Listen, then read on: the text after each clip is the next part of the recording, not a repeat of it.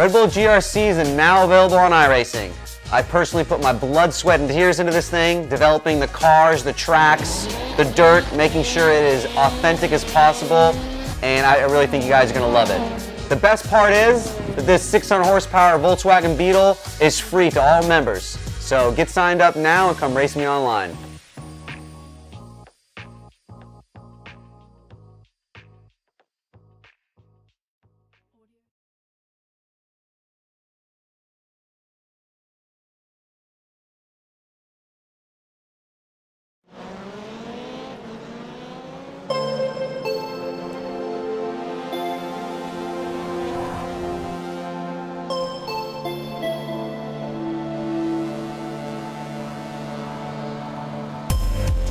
Good evening and welcome to the halfway point of Friday Night Dirt Night here in 2018 Season 1 on RaceSpot TV and iRacingLive. Randy Chenowth, Cam Walsh, and Hugo Louis, as usual, bringing you all the action tonight across the Red Bull Global Rallycross Series and, of course, the World of Outlaw Craftsman late models and sprint cars. It's been an interesting week thus far in sim racing, and this event tonight pretty much kicks off a big weekend of action here on the iRacing Sim. Is going into tomorrow. We have the iRacing 24 Hours of Daytona coming at you live here as well from RaceSpot TV as well as VH Online and iRacingLive. But before we get to that, we need to have one other race here at Daytona before we clear off the dirt, shut off the lights, and go racing for 24 hours here as the Red Bull Global Rallycross cars here in week number 6 starts the pattern again here with the track selection. We have 5 tracks here in the Global Rallycross Series currently, and because of that,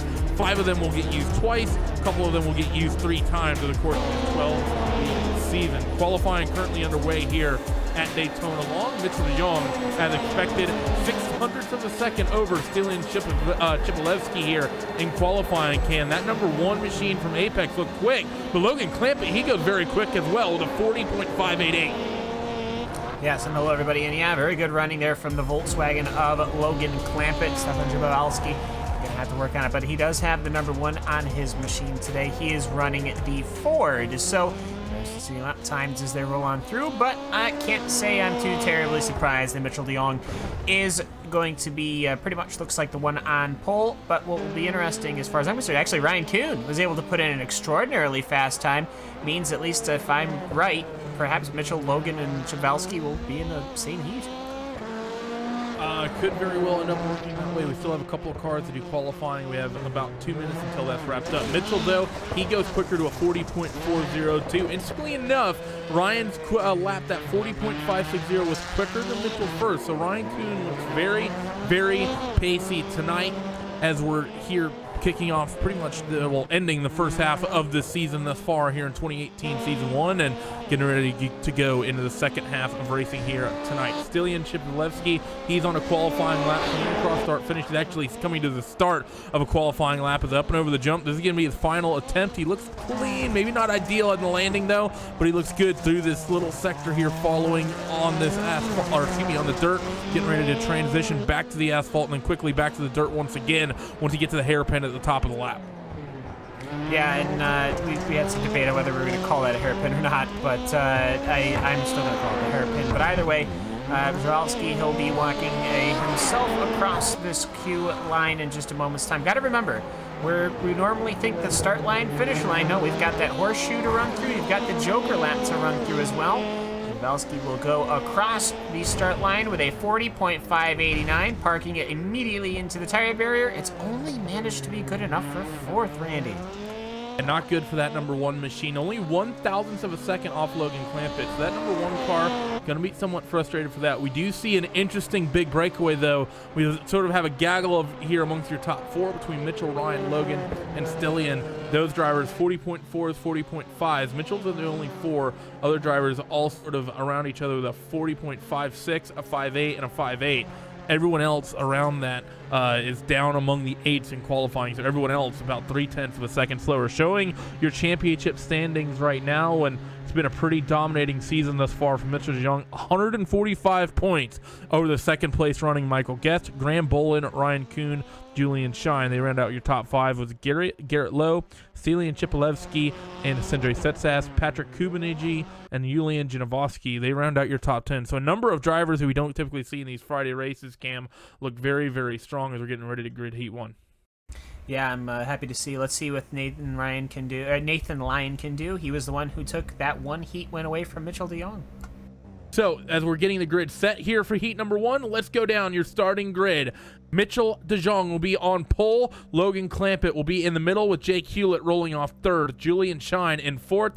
Nathan Lyon 5th. Michael Guest 6th. And Steven Wilson, he will round out this 7-car heat race. As usual, format's the same. 5 laps, half to Joker once, top 4 transition to the feature event. We have all the cars on the grid, so just now waiting on the lights to get ready to go off, and we'll be green flag racing here on a Friday night dirt night. Res begin to build.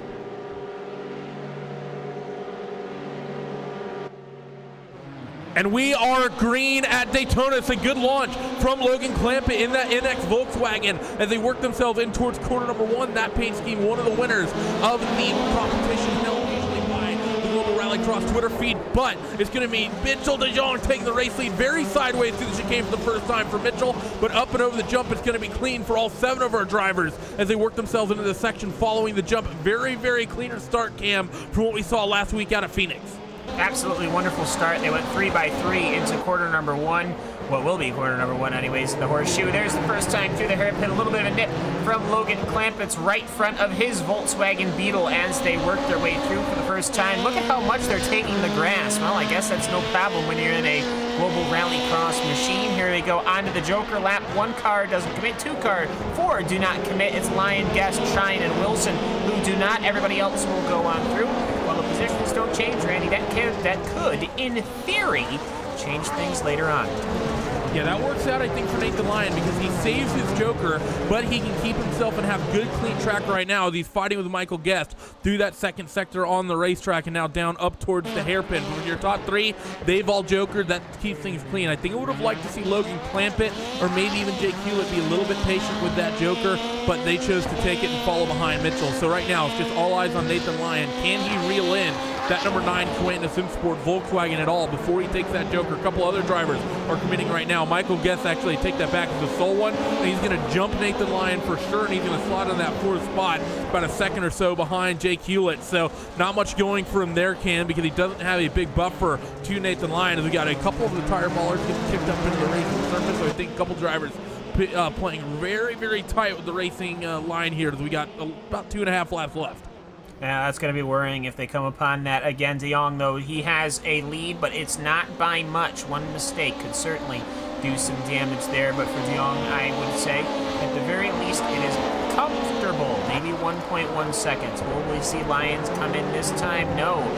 Shine will not, nor will Wilson. So they're going to save it for their last lap, which they're going to be starting. And, well, for Mitchell DeJong, I've noticed that he's now cutting the throttle on taking the ramp. Everyone else still on it. Still got 2 laps to go here, so for all those drivers, still 2 attempts to go past that Joker lap here as Mitchell DeJong's going to come up near the hairpin. It is a good buffer over Logan Clampett, and that's one driver we have to keep an eye on. Both Logan and actually the driver he's fighting with of Jake Hewlett, we've seen them be very mistake-prone through this championship thus far, most notably last week out at Phoenix. A lot of mistakes from these guys that prevented a couple of them from getting themselves in towards that feature event through the final corner now, and I don't see anyone coming down towards the Joker. I take that back. Right. Nathan Lyon, he hits it, as well as Steven Wilson. They're going to start the final lap here. Nathan Lyon jumps Michael Guest and takes that 4th spot away. So right now Nathan holds that last transfer spot as they work themselves in through the middle sector of the racetrack. Mitchell DeJong still a comfortable lead here as Nathan Lyon trying his best to keep a good clean line here over Michael Guest and transferred his way into the feature event tonight. Yeah, Michael Guest, he ended up losing the rear end, but he was able to close up quickly on Nathan Lyon. I was very surprised. I thought he lost that machine. He'll keep handle on it. Jake Hewlett, he's got a good run here on Logan Clampett. Going to look to the outside of the final corner. He wants to try to get the second spot. As he tries to work the cutback, Logan, though, is going to defend it. And Mr. DeJong is going to win heat number 1 out ahead there. So Logan's going to be very happy to have a recovery drive like that after what happened to him last week.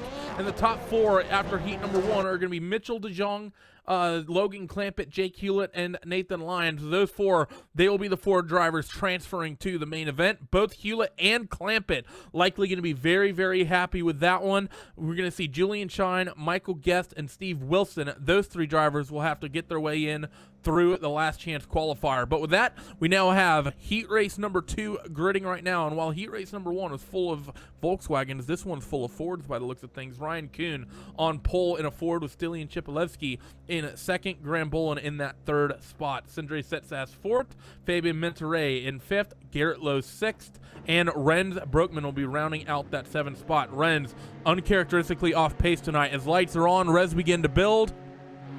And we are green. It's a fantastic jump from that Apex Ford Fiesta in the center. Stilian Chipolewski, fantastic move down towards the inside and towards the first corner. Great opportunity to take the race lead, fighting door-to-door. Graham Bolt, a little bit of contact. Sindre Setsas, he's around in the background. Heartbreak for him here at the start of lap number 1, but the other 6 drivers up and over the jump relatively clean. I think there's a little bit of contact with Setsas, which actually sent him around, but that Apex car cam got a fantastic launch going in towards turn 1. Yeah, whole shot award goes right there. So the incident with Sindre Setsas, I believe it was tire-to-tire contact between 2 Volkswagens that basically launched Setsas around.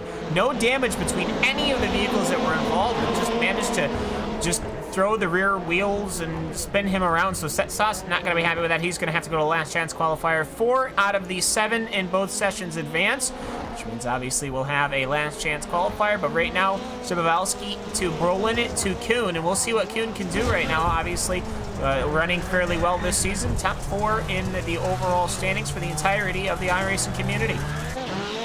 So 6 cars still have a fair chance in this one of transferring. Your top 3 opted to take the Joker. Back 3 did not. Those top 3, Chipolewski, Graham Bolin, and Ryan Kuhn. Bolin and Chipolewski very close through the hairpin that time. Close racing behind between Fabian Monterey, Garrett Lowe, and Renz Broekman as they all run down towards this final corner. Let's see if any of these 3 drivers opt to take the Joker this time through. Renz Broekman, he looks keen. So can he maybe pick up and hold on to a spot here through this Joker lap? And he's going to comfortably have the spot over Fabian Monterey. Problem is he doesn't have any much of a margin whatsoever. So for Renz Broekman, Cam, I don't know if he's a little ill-prepared coming into this one tonight. We typically see him shadowing pretty closely to Mitchell, but he's pretty far off the mark on this one. Yeah, and we got to remember, Fabian Monterey. I'm sorry to interrupt you. Big fight for the lead here between Graham Bolin and Stilian Chipolewski. Bolin threw a big dive bomb up into the hairpin, trying to fight through the dirt, and he still maintained side by side on the run down in towards the final corner. Chipolewski has the preferred line, though, and they're going to both switch back. Chipolewski defends low. Bolin tries to work to the outside. Being very aggressive here, and Bolin gives Chipolewski a shot to the rear bumper. They work through that final corner. 2 laps to go, and in through the chicane. Chipolewski leads, but Graham Bolin, he looks keen to take that lead away, Cam.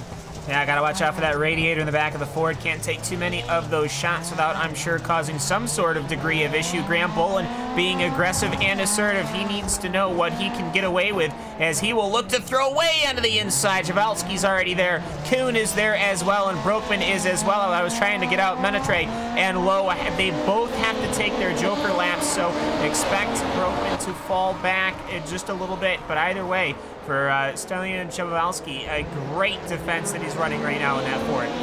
This could be disaster as well for a couple of these drivers in the top 4. We know Renz Broekman, when the Joker comes in here on this final lap, is going to lose the spot. But all of your top 4, Stilian Chipolewski, Graham Bolin, and Ryan Kuhn, those top 3 drivers, because they've been fighting so hard, they've given a lot of time, and they've fallen into the clutches of Renz Broekman, Fabian Monterey, and Garrett Lowe. So it's going to be a dogfight here on who's going to actually win this race and get themselves transferred in. Stilian Chipolewski, fantastic through the hairpin for the final time. He has the buffer. I think he's going to be safe.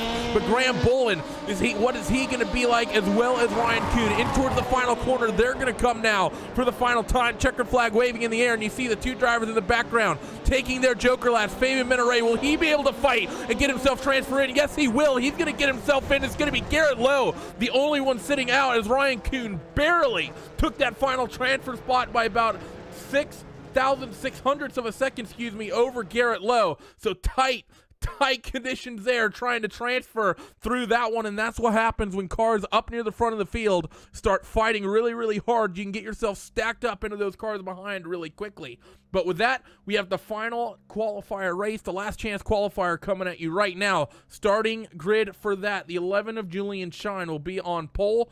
Garrett Lowe in second, Michael Guest third, Renz Broekman fourth, Stephen Wilson in fifth, and Sindre Setsas in sixth. I'd say there's a number of drivers in this final chance qualifier that you would not expect to see be in this position. Julian Shine is one, Michael Guest is another, Renz Broekman, Sindre Setsas. As the lights are on, Reds are going to begin to build here.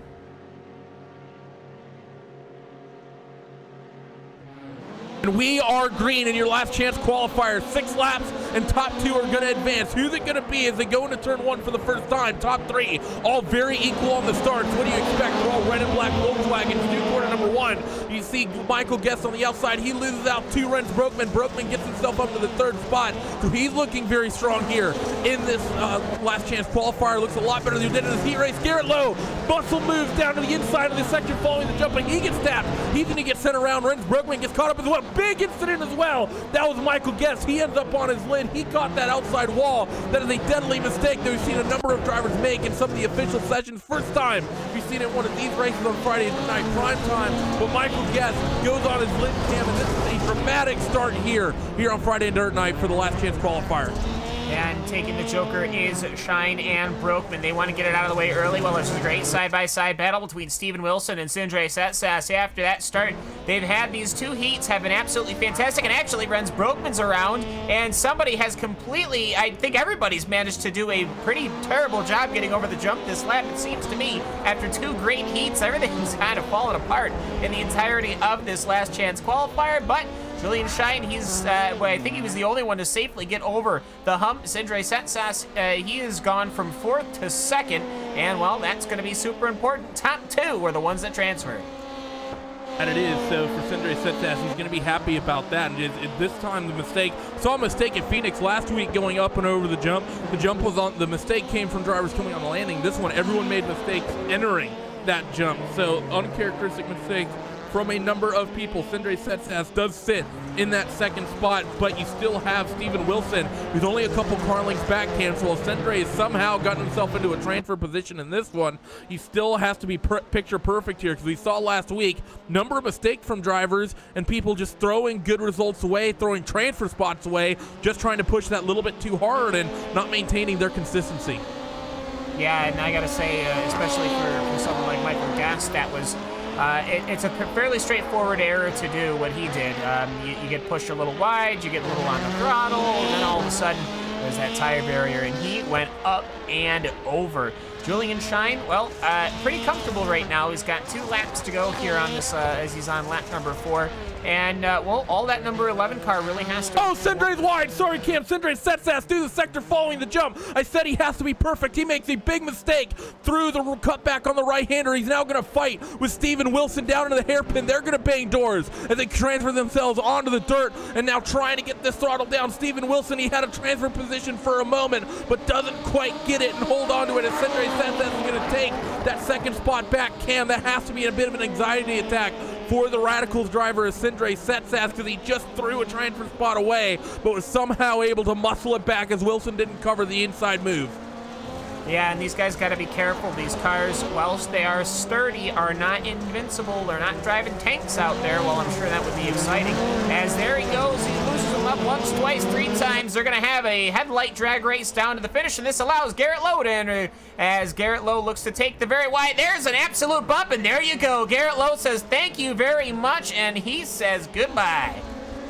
One driver gains 2 spots, one driver loses 2 spots, and Garrett Lowe is going to be the beneficiary here. Sindre Setsas sends Wilson down towards the inside. Lowe, luckily, he's taking the Joker, so he's going to have a shortcut through here, but I think he's still going to lose the spot. That was aggressive driving there from Sindre Setsas. Garrett Lowe, though, still is out in front in that 2nd spot, so he's going to be nice and happy with that one.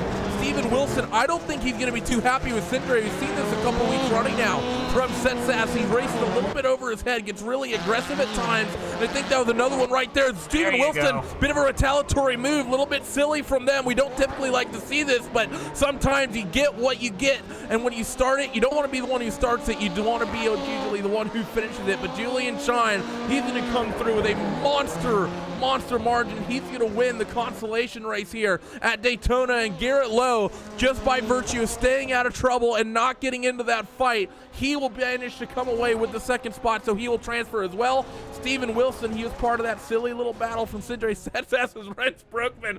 Let's just say that he sent it up and over the jump. We'll say home run for Renz there, round the bases, and give yourself we'll call it a grand slam. You can have 4 runs. But with that, let's go down your starting grid here for this feature event live on RaceSpot TV and iRacing Live for the first leg of Friday Night Dirt Night.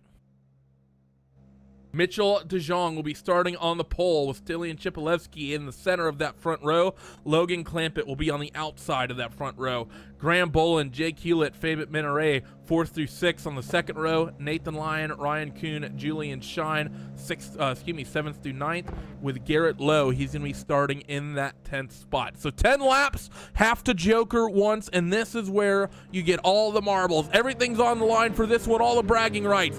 Lights are on, revs begin to build. And 40-wheel drive is underway here. It's a good jump from Mitchell DeJong on the inside, but a better one for Logan Clampett. What a jump for that NX Racing driver to take the race lead here.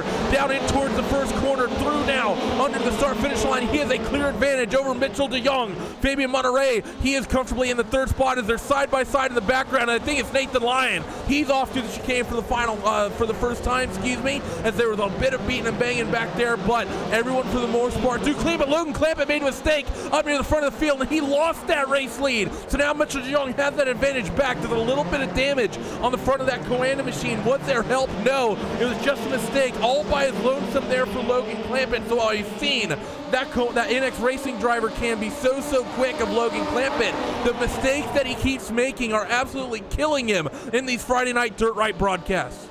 Yeah, and we had a fairly clean start. Elbows were out, but I have to say what happened with Lyons, that was the barrier. There's that barrier close to the that inside right-hander turn. Ended up happening. He ended up nipping that, and he lost, he made contact with that.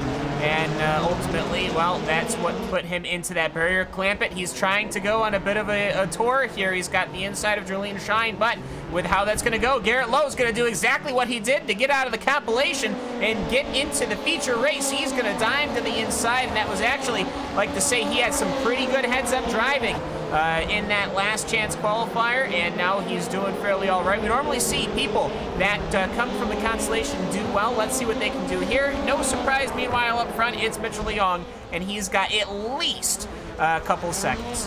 Fight is on for 3rd. Fabit Minaret was not very good. Up and over the jump, little behind the Graham Boland. He makes a mistake in that same sector, and he's going to go wide and drop about a half dozen or so spots. But still, Fabit Minaret and Jake Hewlett fighting here. Minaret, he opts to use that handbrake through that tight right-hander. Few drivers choose to do that. Most do not. And he's going to be able to just hold off the charging Jake Hewlett right now. You know Jake Hewlett wants to have a good night here as he's thrown away a couple of good results, and now he's got a good running spot here in this one as they work themselves to the final corner. And Mitchell DeJong, as Cam just said, huge margin here as these two drivers, the VEC driver as well as Jake Hewlett in the Coanda car, still fighting out here. Logan Clampett into the chicane. He's going to be clean through this time. Hopefully he can recover here and pick up a spot or two. There's still a huge gaggle of cars behind of Garrett Lowe, Graham Boland, Julian Shine, who actually gets sent around. Not sure what happened to Julian, if this is a mistake or if he had a little bit of help. He did that one all on his own. Caught the tire barrier, and that number 11 machine ended up facing the wrong way. Yeah, Jake Hewlett, meanwhile, has been having a massive battle with Fabian Monterey, as Monterey will end up giving that position to Jake Hewlett. Perhaps he will take the Joker. No, he will not. I believe perhaps both have. Yes, both have indeed. So let's see how they work their way through now, going through this quick right-left now that Monterey is the one that's on the attack. And Jake Hewlett's going to be on the defense. Well, not much of an offense or defense here. Hewlett has managed to check himself out. I wouldn't be too surprised if we don't see Clampett start entering this picture as we are halfway through our main feature. Halfway point coming up here as Jake Hewlett continues to gap over Fabian Monterey, and Logan Clampett is reeling that gap down and in. He was a full second quicker last time around, was that 6 machine of Logan Clampett, so he smells blood in the water. He still owes us a joker lap, so he's going to be able to take a bit of an advantage in that respect. Mr. DeJong still out to a big lead, though. Stilian Chipolewski, he's still comfortably in that second spot, as well as Jake Hewlett managing this gap to Fabian Monterey. Last time around, though, it was 0.3 of a second that he just stretched over Fabian as they now work through the second sector. Let's see if everyone is picture perfect this time. See Logan Clampett, definitely the most flamboyant of all the drivers, came through that long right-hander following the jump. Most drivers keeping things relatively tight. Logan really almost gets that car 90 degrees sideways through that right-hander. They're side-by-side behind. That's going to be Graham Bolin and Garrett Lowe. They're duking out for positions. Bolin just picked up that spot at the hairpin. Will Garrett Lowe have another look here down towards the inside here, towards the final corner? No, he's going to stay in line. A little bit of contact, though. Can Graham Bolin hold on to that? Works the outside. Does a good job to recover, but Lowe is going to pick up that spot. Yeah, that's a lot more than a chrome bumper. The chrome horn certainly would turn into perhaps the Volkswagen horn, basically. You can see how much aggressive Lowe is getting. I think that inside is just getting to the point where you really have to change your line. And here comes Bolin. Bolin's to the inside. Hello, as Garrett Lowe gets a little bit of a taste of what he had done in the consolation race to make that pass to make the final. So either way, we're doing a fairly good job. I'd have to say these cars, they're beating and banging on each other, but I'm not seeing anything too criminal out there. Perhaps Lowe's run into the horseshoe a little bit much, but Bolin giving him back.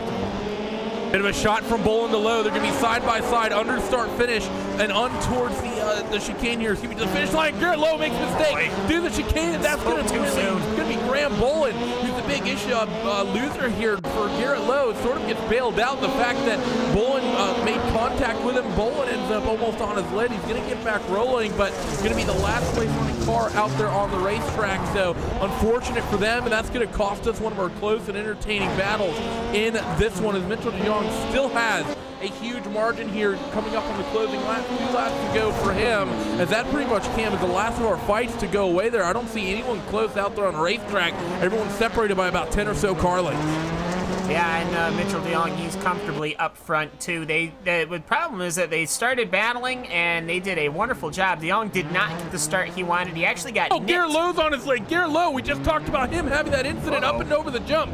He's upside down, so Garrett Lowe, he's going to drop a lot of spots, and now we might see him. He come back in towards fighting close to Graham Bolin, and he's not quite going to, Graham isn't quite going to get to him, but still very, very tight there for Garrett Lowe as he ends up upside down, but with that white flag is in the air for Mitchell DeJong. Lap number 10 of 10 here at Daytona as he goes up and over the jump nice and clean, and now through the sectors following nice and clean for him as well. Jake Hewlett's trying to reel in that apex driver, Stilian Chipolewski, as he can. He was a 10th.5 quicker last time through, but I don't think that number 9 machine is going to quite be able to get there, and he's already jokered, so no way he's going to be able to use that to his advantage. They all go rolling off through that hairpin and down that final long straightaway. But for Mitchell DeJong, in towards the final corner, hard on the brakes, down a couple of gears, and 180 degrees to the right, and he has dominated officially the first half of the championship here on a Friday night dirt night in the Red Bull Global Rallycross cars. Stilian Chipolewski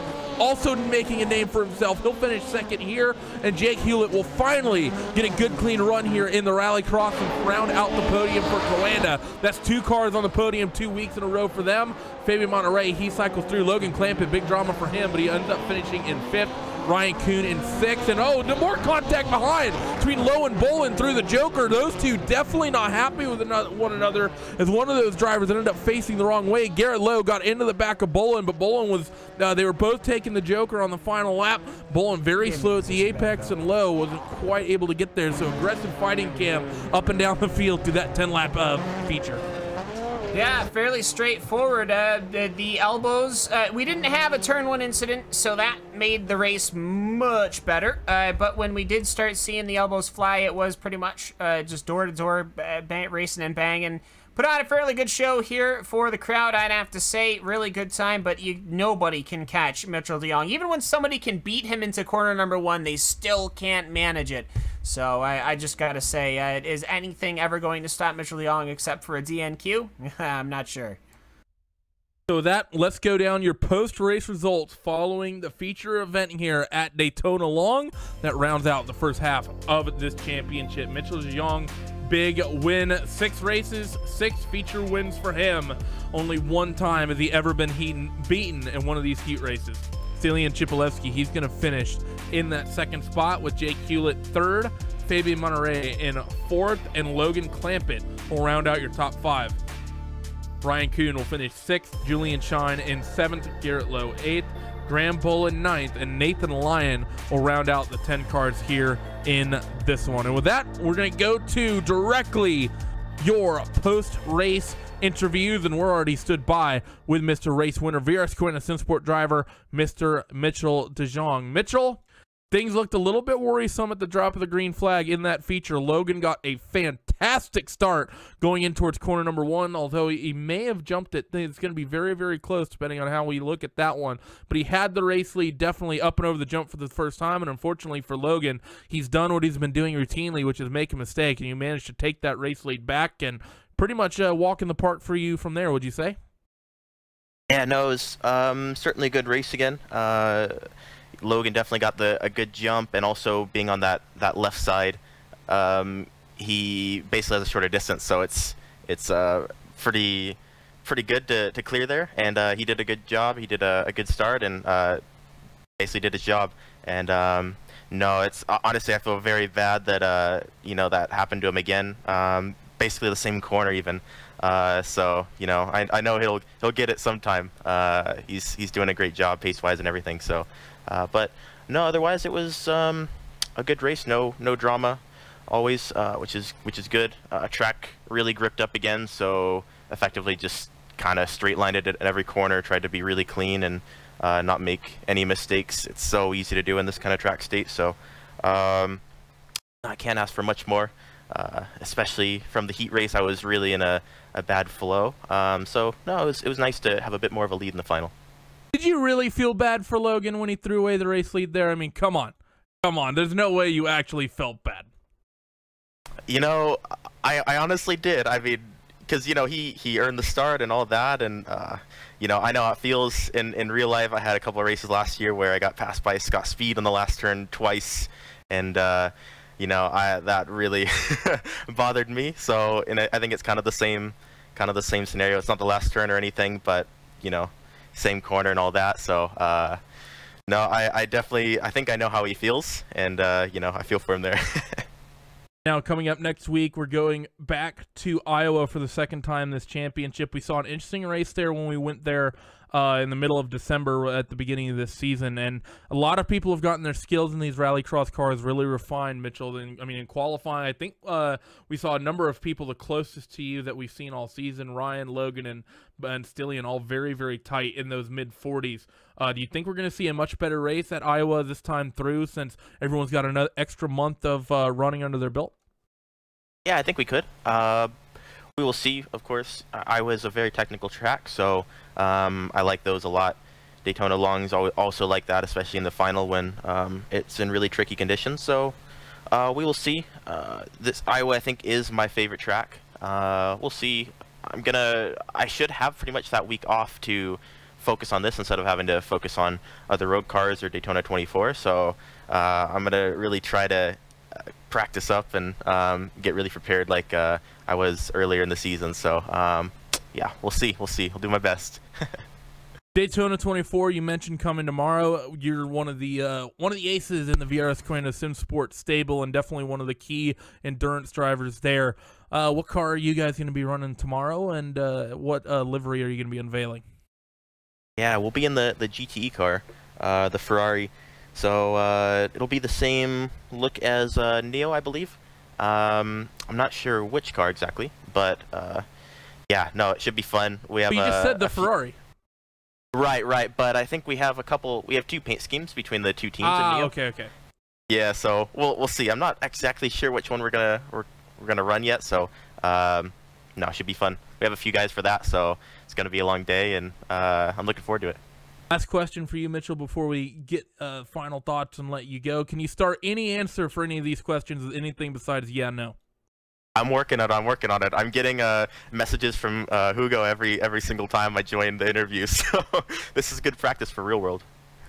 Yeah, it definitely is. You can thank so for both the Red Bull Global Rallycross, and the Red Bull, of course, if Mitchell ends up giving better interviews next year, you can kick a few dollars to Hugo. You can have him to thank. But Mitchell, congratulations on another dominating performance in this one. And before we let you go, any shout outs, who would you like to thank? Yeah, absolutely. I'd like to thank my teammates, of course, everyone at Coanda. Thank Virtual Racing School, Huizingveld, FeedTech, Anwar Design, SimQuip, Joe Real Timing, and of course RaceSpot for putting this on. Thanks again for joining us, Mitchell. Good luck to you and your Twitch chat next week at Iowa. Thank you. Well, Cam, we don't have any other interviews queued up, so I'm not sure if Mr. Jake Hewlett, after finally getting on the podium, just doesn't want to talk to us or what. But that was a really, really entertaining and physical race here from Daytona. Yeah, no, I thought either way it went very well. That last, the last feature, I'd have to say, it went about as well as we could expect, I would have to say. You know, we don't, if we just had a race where everyone just strung out single file with maybe a little bit of dueling, it wouldn't really be global rallycross now, would it? I'm not trying to say these guys should be, you know, ripping the cars apart every week, especially like last week, but we put on a fantastic show here, I thought. We saw some really good, some good battling and some really aggressive battling, I think. I think these guys are getting to the point where they're getting so comfortable with the cars, now they can focus on the racecraft part. That makes me a pretty happy person because they put on a really good show. Heat number 1 and heat number 2 I thought went very well. Constellation was a little bit, but after that that amazing pass from Garrett Lowe, going 3 wide into that final hairpin to make it into the race. Obviously didn't have the finish he wanted, but I gotta say we constantly have pretty decent runs here, and we'll see how this matches up with our 2 dirt oval races. Definitely seems to be that the racecraft is what we're lacking, isn't it? We have speed, and we know that people can run clean races, because boy, oh boy, I think heat number 2 tonight was the best heat race that we've seen all season, where you saw 4 drivers all within 0.4 of a second, all fighting for transfer spots. You had Graham Bolin second, Steely and Chivalewski in that second heat. It was a second and a half up, or 1.2 seconds ahead, but Graham Bolin and Fabian Monterey just 1/10 of a second, and then you had the, you know, just 4 cars all fighting for 3 transfer spots. The loser was going to end up having to go through that last chance race was Garrett Lowe. But so, I mean, we know that the drivers can have those sorts of races, but it just seems to be that for some reason, people just can't keep themselves off each other and get their cars at the end clean here. Like I said, I do expect native door-to-door contact. These tracks are not meant to be. That's rallycross. Contact is definitely the name of the game, but I don't know. Sometimes if ending up on your lid a couple times in the night is part of rallycross. Well, you know, maybe halfway through the race, some people think it's a bit like Monster Jam and have a freestyle. You never know. It can happen. I don't think it does, and nobody gets any points for it, but it looks pretty spectacular.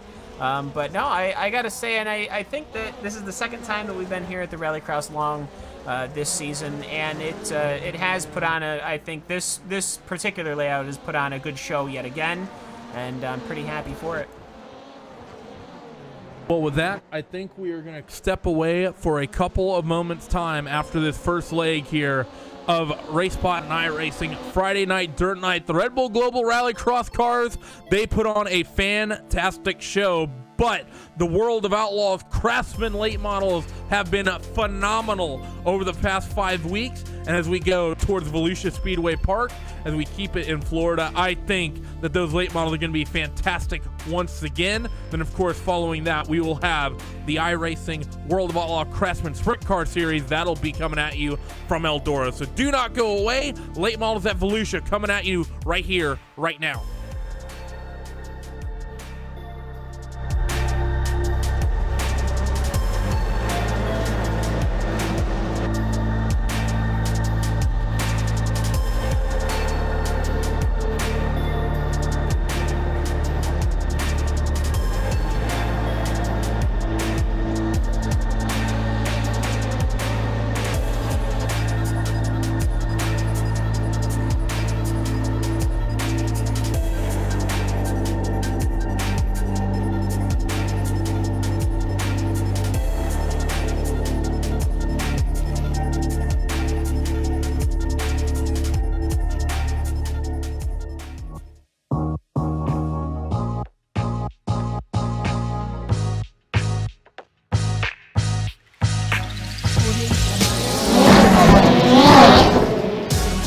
Red Bull GRCs are now available on iRacing.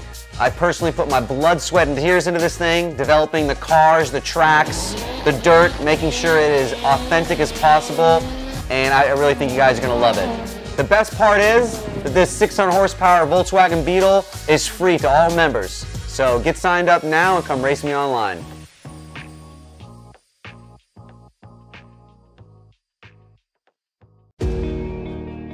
Hi guys, Scott Speed here, welcoming you to the Volkswagen Beetle GRC car here in iRacing. It is so fun. Wanted to give you guys some pointers around the track here.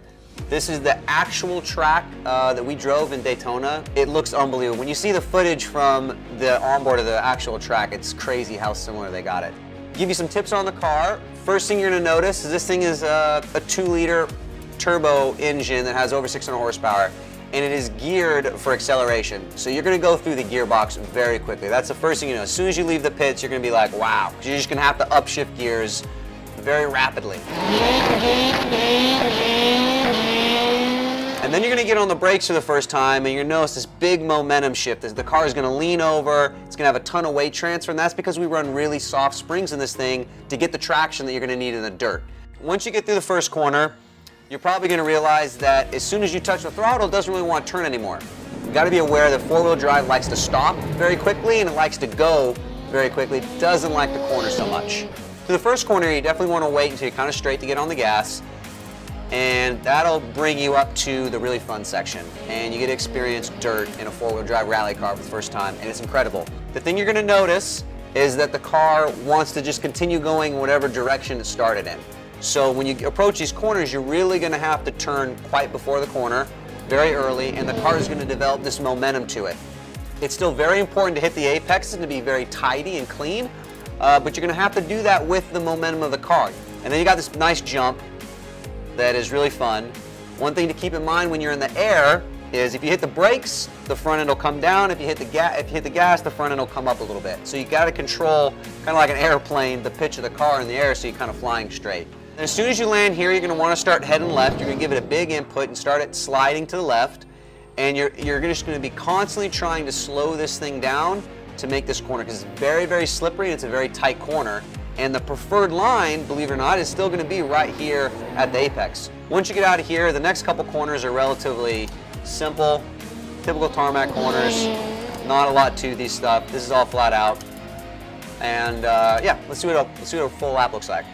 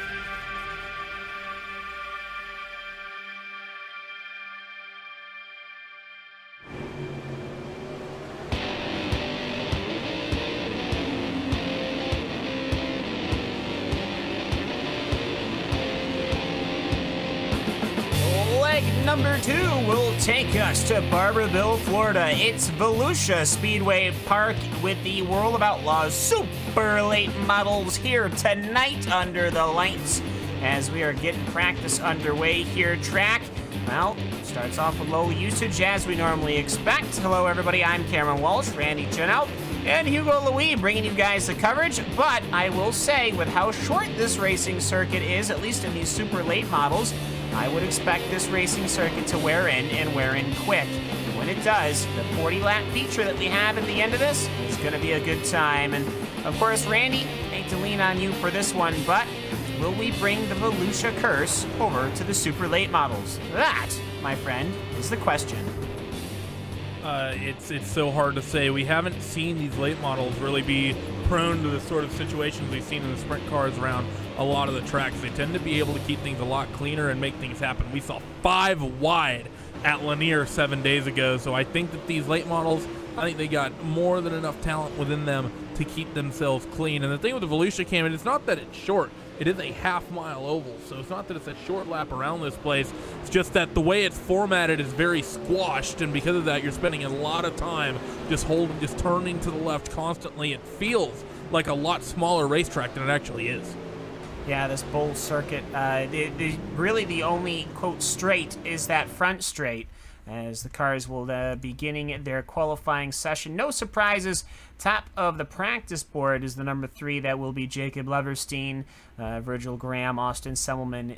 Pretty much all the times, though, are within 100th. So either way, qualifying times will get underway. I see Alex Bergeron here, Adam Elby also here, Jordan Wesley. So looks to me like we're going to have yet another strong field, so we should have some good racing on the docket here at Barberville. So hope you're all having a good night and getting ready to kick off the weekend, as it looks to me like we're going to start getting our first qualifying times in. And Randy, these cars, well, with some late models, obviously with all late models, the natural turn is to throw the weight of the machine as hard as you can into the corner.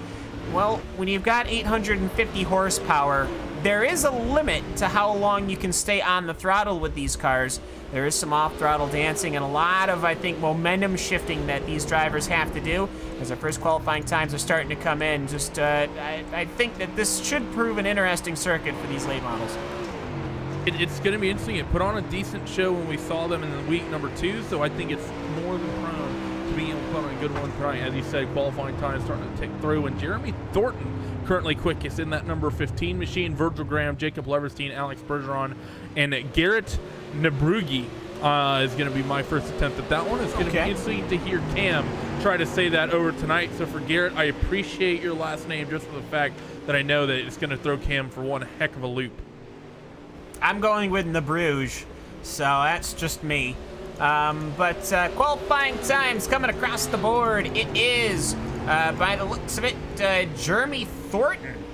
He has got pole as it stands. Virgil Graham is got his laps locked in, and I believe, is that Jacob Leverstein with his laps in? So yeah, Jacob Leverstein will not be starting on the pole.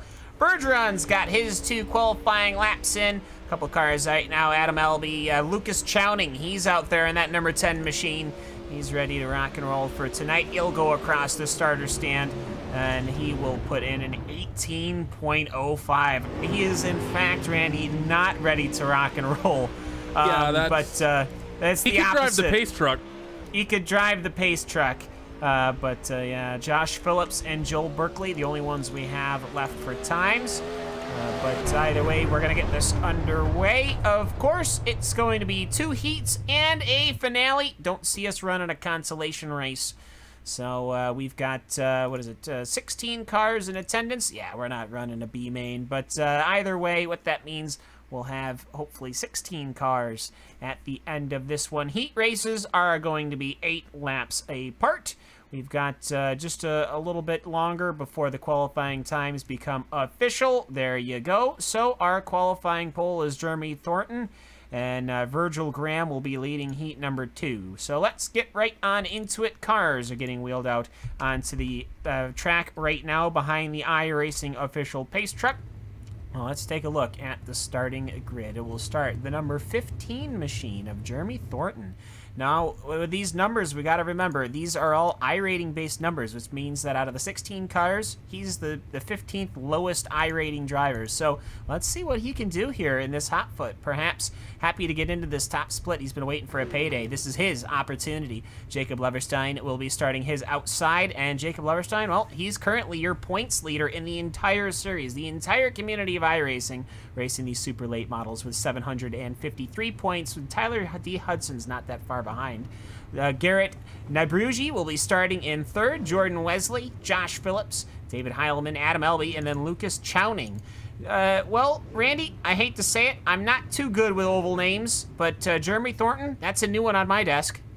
Yeah, I've not seen Jeremy in one of these races, I don't think. So it's good to see. It's always good to see new names cropping up and being strong out here. So not for in the Jeremy, top 25 either.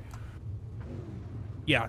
So for Jeremy, I mean, that just shows what you can get in these official races. You can just sometimes have a new name crop up, and suddenly it's like, wow, who's that? They're looking very, very quick. Now, some of the late model guys who've been racing for a while, they might recognize that name, and they might just think that you and I are fools at this point, but that's pretty much how it goes generally, as the field is going to roll off for their couple pace laps before we go green here. But it's going to be so interesting here. We got one car slow, not rolled off yet. Lucas Chowning. He's a second half off, maybe having some sort of hardware issue because he's super, super late to rolling off on the grid. Either that or he's just getting back from the bathroom or something. It's going to be interesting to see if that 10 machine cam of Chowning, who we're so used to seeing up there. That said, in practice, he was quite quick. He did a 16.2 in practice. He would have been good for third if he did his practice time, so not sure what's happening with that 10 car. Yeah, just I think the flagger had to actually throw one of the flags down onto the racing circuit. And actually hit the car in order to wake him up to get that car rolling. By the way, David Heilman, he was happily running that berm up there, and we're going to see the track line, I think, go up. I don't think you're going to see anybody dancing with trying to hit the inside line. If we do, well, gotta watch out. That concrete wall on the inside is rather unforgiving. Pace Truck will be diving to the safety of pit lane for the first time in the late models. Of course, you are watching heat number 1 of leg 2 of our Friday night dirt night here on RaceSpot TV and iRacingLive. Jeremy Thornton will be taking us to the green. Jacob Leverstein will be looking to take the win. What will happen? The number 15 machine, he will take the pedal to the ground and he will let us roll. Heat number 1 is green here in Barberville. Good move here from Jeremy to get a good, clean lead in this one. First side-by-side fighting was for third. Now it's dropped back to fourth. That's Jordan Wesley on the top, wheeling it with Josh Phillips. Also just behind them, they're 2x2. That's going to be David Heileman and Adam Elby. They're side-by-side in towards 1 and 2 now. And 14 machine, he gets a little sent around. That's going to be a big stack up in the center of your field. But everyone does a fantastic job of avoiding one another. The fight's on for the race lead. Jeremy Thornton trying to hold off a charging Jacob Leverstein as they work down the front straightaway here from the lap number 4.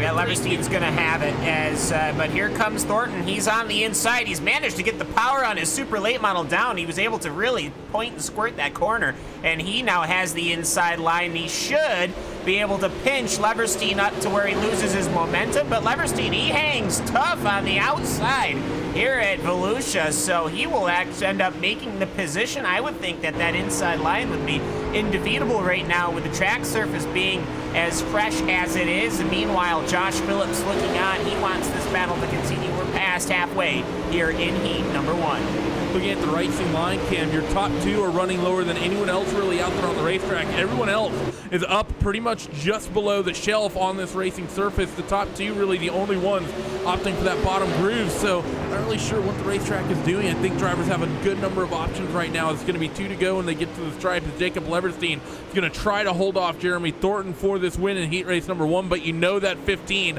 after starting on pole, wants to come away with a win here in this first heat race. Popsicle sticks in the air as they roll through 1 and 2. Yeah, so Jacob Leverstein, he's looking to secure heat number 1, but Thornton has been hanging tough in that number 15 machine, and it looks to me like they are being extraordinarily well, both Leverstein and Thornton.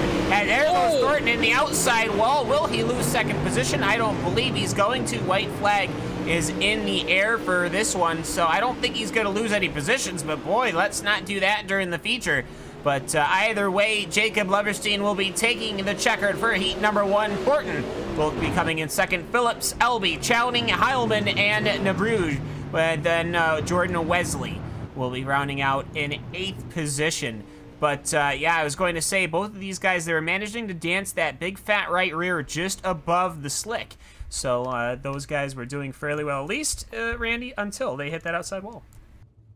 Yeah, that's the thing whenever you're driving one of these race cars. It doesn't matter if it's one of the late models or a road car or an oval car. Everything is always going so well, and you feel like you're going really fast up until you hit the wall, because chances are you're going really fast, and that's why you ended up in the wall in the first place. But it's good heat race number 1, Cam. Got a couple close fights up and down that little field. Had a couple little scary moments and a couple people getting into the wall, but overall, everyone who started that heat race comes to the end of it, and now we're going to roll off for the second heat. Hopefully we can get more of the same.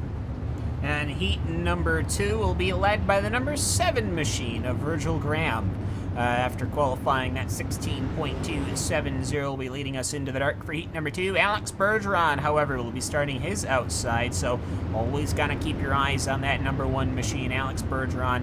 A hot foot in the sprint car and has been getting better and better in that super late model. James Edens, Austin Selman, row number 2. Ty Spearman, Randall Carter, and then you've got Drew Hirschko and Joel Berkeley.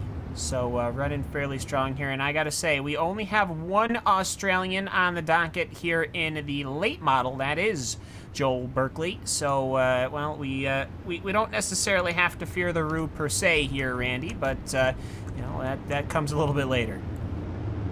Yeah, it'll come a little bit later as these guys are going to get themselves set up for 8 laps around this Volusia racetrack. And as we said, heat race number 1 was awesome. Heat race number 2 in the Red Bull Global Rallycross race was the best one. Let's see if we have that again here tonight as Virgil Graham is getting ready to take this green flag as they roll into 3 and 4.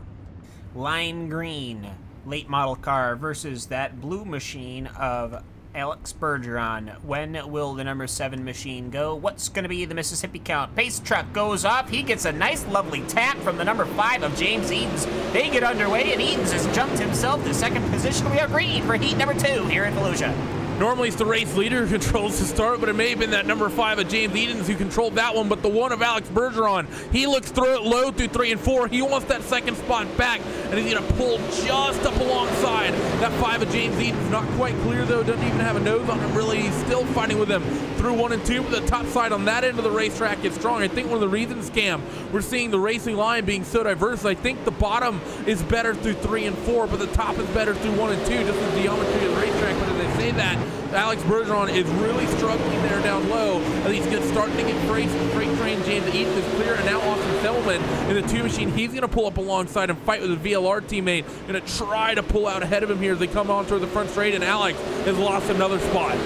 Virgil Graham, meanwhile, is now enjoying almost a half of a second lead here at Volusia, which over a 16-second lap is a lot of track space. So James Edens got to cover from Austin Selman. Selman looks to me like his late model is a lot more pointed in the middle section of the corner compared to James Edens.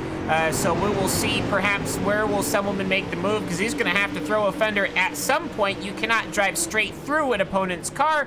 I mean, certainly you could, but that's not going to end well. So where will Selman make the attack? Because it looks to me like he's got the speed to do it. Bergeron's looking pretty comfortable back in that 4th position. 1 car's up and around. That's Drew Hirschko.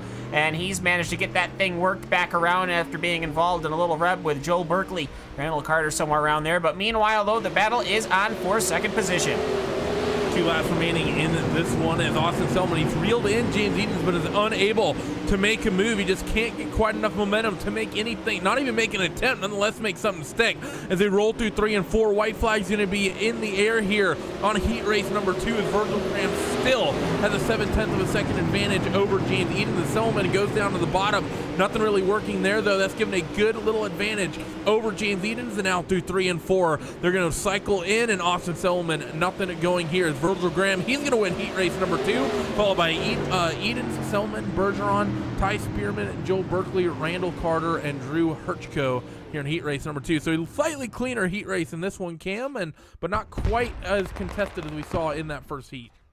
Yeah, and I think things went pretty straightforward there. Pretty much everyone finished just about where they started on outside of that start. But meanwhile, though, ladies and gentlemen, boys and girls, proceeding out onto the Volusia Speedway, Barberville, Florida Park, is your feature event. Of course, our 2 heats have set the grid here at Volusia. Now let us take a look at the World of Outlaws Craftsman Super Late Model Series here from Volusia on iRacingLive and RaceSpot TV. The official running order for the start behind the pace truck, it will be the number 3 machine of Jacob Leverstein. You'll be starting first. Virgil Graham will be starting his outside. Jeremy Thornton will be starting 3rd. James Edens will be starting in the 4th position.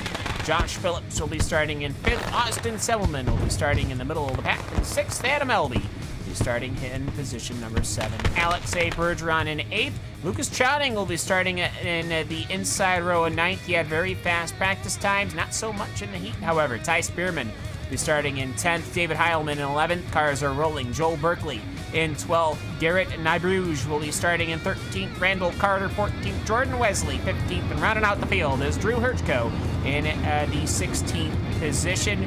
Well, it's going to be a duel here as who will get the whole shot? Jacob Leverstein as he rides the insides to the start, or Virgil Graham, will he be able to hang to the outside and get the throw onto the outside? Fireworks are heading off, and well, let's get down to business, Randy.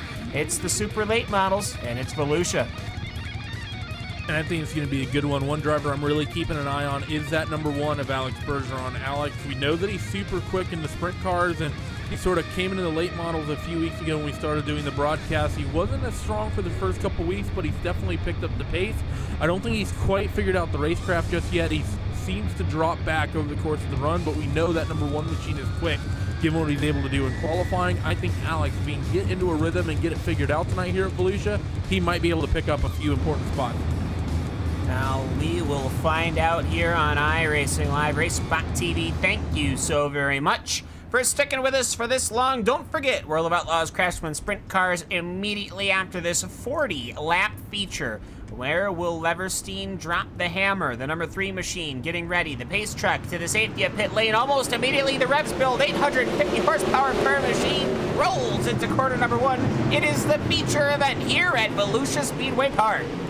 Leverstein's going to hold on to the race lead. What a move from Jeremy Thornton down low. He's trying to take that second spot away from Virgil Graham, but up top, Virgil is holding strong as they come to the end of lap number 1 here, beginning lap number 2. And that 7 machine just about has that second spot, but the 15, the Thornton, still awesome down along the inside of the racetrack.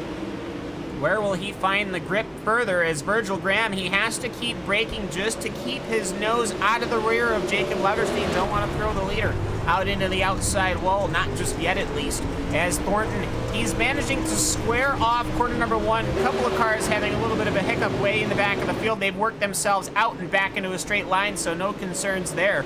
But for Leverstein, he's just hoping, perhaps with Thornton on the inside of Graham, perhaps they can be dueling, but it looks to me like Thornton is now starting to lose pace. The inside is slicking off perhaps faster than these cars can start making maneuvers. James Edens will be there in 3 wide action. Austin Selwyn, Phillips, and Bergeron.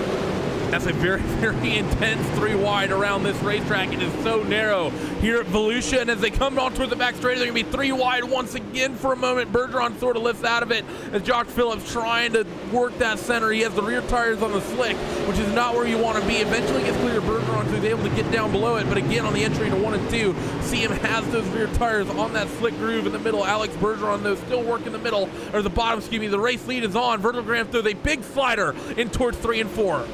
A gargantuan slider. It was a little far back for my liking, and that ended up having to throw Leverstein. He threw the whole weight of his super late model into the rear of Virgil Graham, but Virgil Graham has gotten the position. James Edens wants a piece of that number 3 machine now. He might have it on the exit.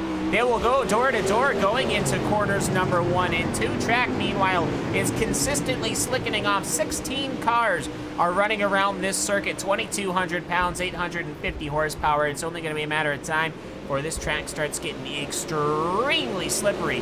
Virgil Graham right now, he's comfortably in the lead. He's got the gap that Leverstein was hoping for. Now Leverstein, he's got Edens to worry about. So right now, it's currently Graham, Leverstein, Edens, Thornton, Semmelman, Phillips, Elby, and Bergeron. Your top 8 here as we're rounding out lap number 10 of 40. Through 1 and 2 once again. The fight, really the big close fight, is on for second right now between Leverstein and Edens into 3 and 4, and you see that 5 machine in Edens. He's just working the lower side of the racetrack. Doesn't have the car quite as sideways as that 3 machine of Leverstein does. See again in towards 1 and 2, a little bit straighter for the 5. Good traction. He pulled up alongside, but nowhere near clear enough. Does he have a bit of a run? No, not really. Momentum goes in favor of the 3 machine. Behind though, Austin Selman does a big move on Jeremy Thornton in towards 3 and 4, and Thornton's going to fight back down low. But Selman has good momentum off the corner and in towards 1 and 2. Will that 2 machine up top be able to hold on? I think he will indeed be able to. As Selman, he's going to pick up that 4th spot. Yeah, fair move right there. I thought so, at least, as some action going on in the back there. It's Phillips versus Elby. Bergeron, he's been slowly sliding back. While he started 8th, he's still in 8th, but at least it feels like he's been sliding back. I guess when you're not moving forward anyways. But for Jeremy Thornton, He is now sticking to the inside of Semmelman. It seems to me this inside line is actually sticking a little longer than I thought it was going to. Perhaps that is just, it's maybe not losing its actual momentum grip that quickly compared to the direct outside line. The cars are tracking higher and higher up the track, which means they're getting closer and closer to the exit wall. You just saw Austin Semmelman, his right rear. If that doesn't have white paint on it, I will be very impressed. Thornton, he's on the inside. Jeremy Thornton, that number 15 machine, he is hanging tough here at Volusia. That he is, and he's been super strong all night. Keep in mind, he is your pole sitter, so we expect him to be having a good run here. He still fights wheel to wheel with Austin Semmelman down along the inside again for the 15 machine. He just has such good traction down there. Does Jeremy Thornton, he knows the head in front of the two of Semmelman. Can he maintain the run down low here? The way the track sort of cuts off coming onto the front straightaway, he should be able to work that because the two of Semmelman has to lift a little further out of it. Into 1 and 2, still working the bottom, and Semmelman's going to try to get that momentum up top, and they're still pretty much dead even here. The 15 of Thornton, the only driver on the racetrack, really making that bottom his quick way around, and people are able to defend down there. He's the only one I see really making moves down there, Cam. Yeah, Edens is looking at least fairly comfortable. He might be working on Leverstein, but he's not side to side like Semmelman and Thornton is, and these guys have been going at it for 5-6 laps now, which has been very impressive. We are just crossing on to lap number 19 of this 40-lap feature event from Barberville, Florida, as it has been Virgil Graham since he's muscled his way past Leverstein with a massive slider. And Edens, well, he's been trying to get the inside work. I think perhaps he's watching how the car is going and where he can find the exit, because it seems to me like in 3 and 4, he takes a very, very neutral throw into the corner. He seems to be straightening that car out as soon as he can, and he tries to dip it down low. He doesn't that lap, but I think it's because he's starting to get to that point as we cross halfway there, and actually there goes Thornton into the inside wall. Front nose cone into the concrete, does not work. That's not the quick way around here. Now you have to be worried about damage on that 15 machine. He doesn't look too comfortable in towards 3 and 4 here. Might have that suspension somewhat bent after that, and that's not what you want. A little bit of contact with Josh Phillips. The 11 machine is going to work down low, but it seems to me that Jeremy Thornton has that somewhat figured out now. I think that car is not as healthy as it was for sure.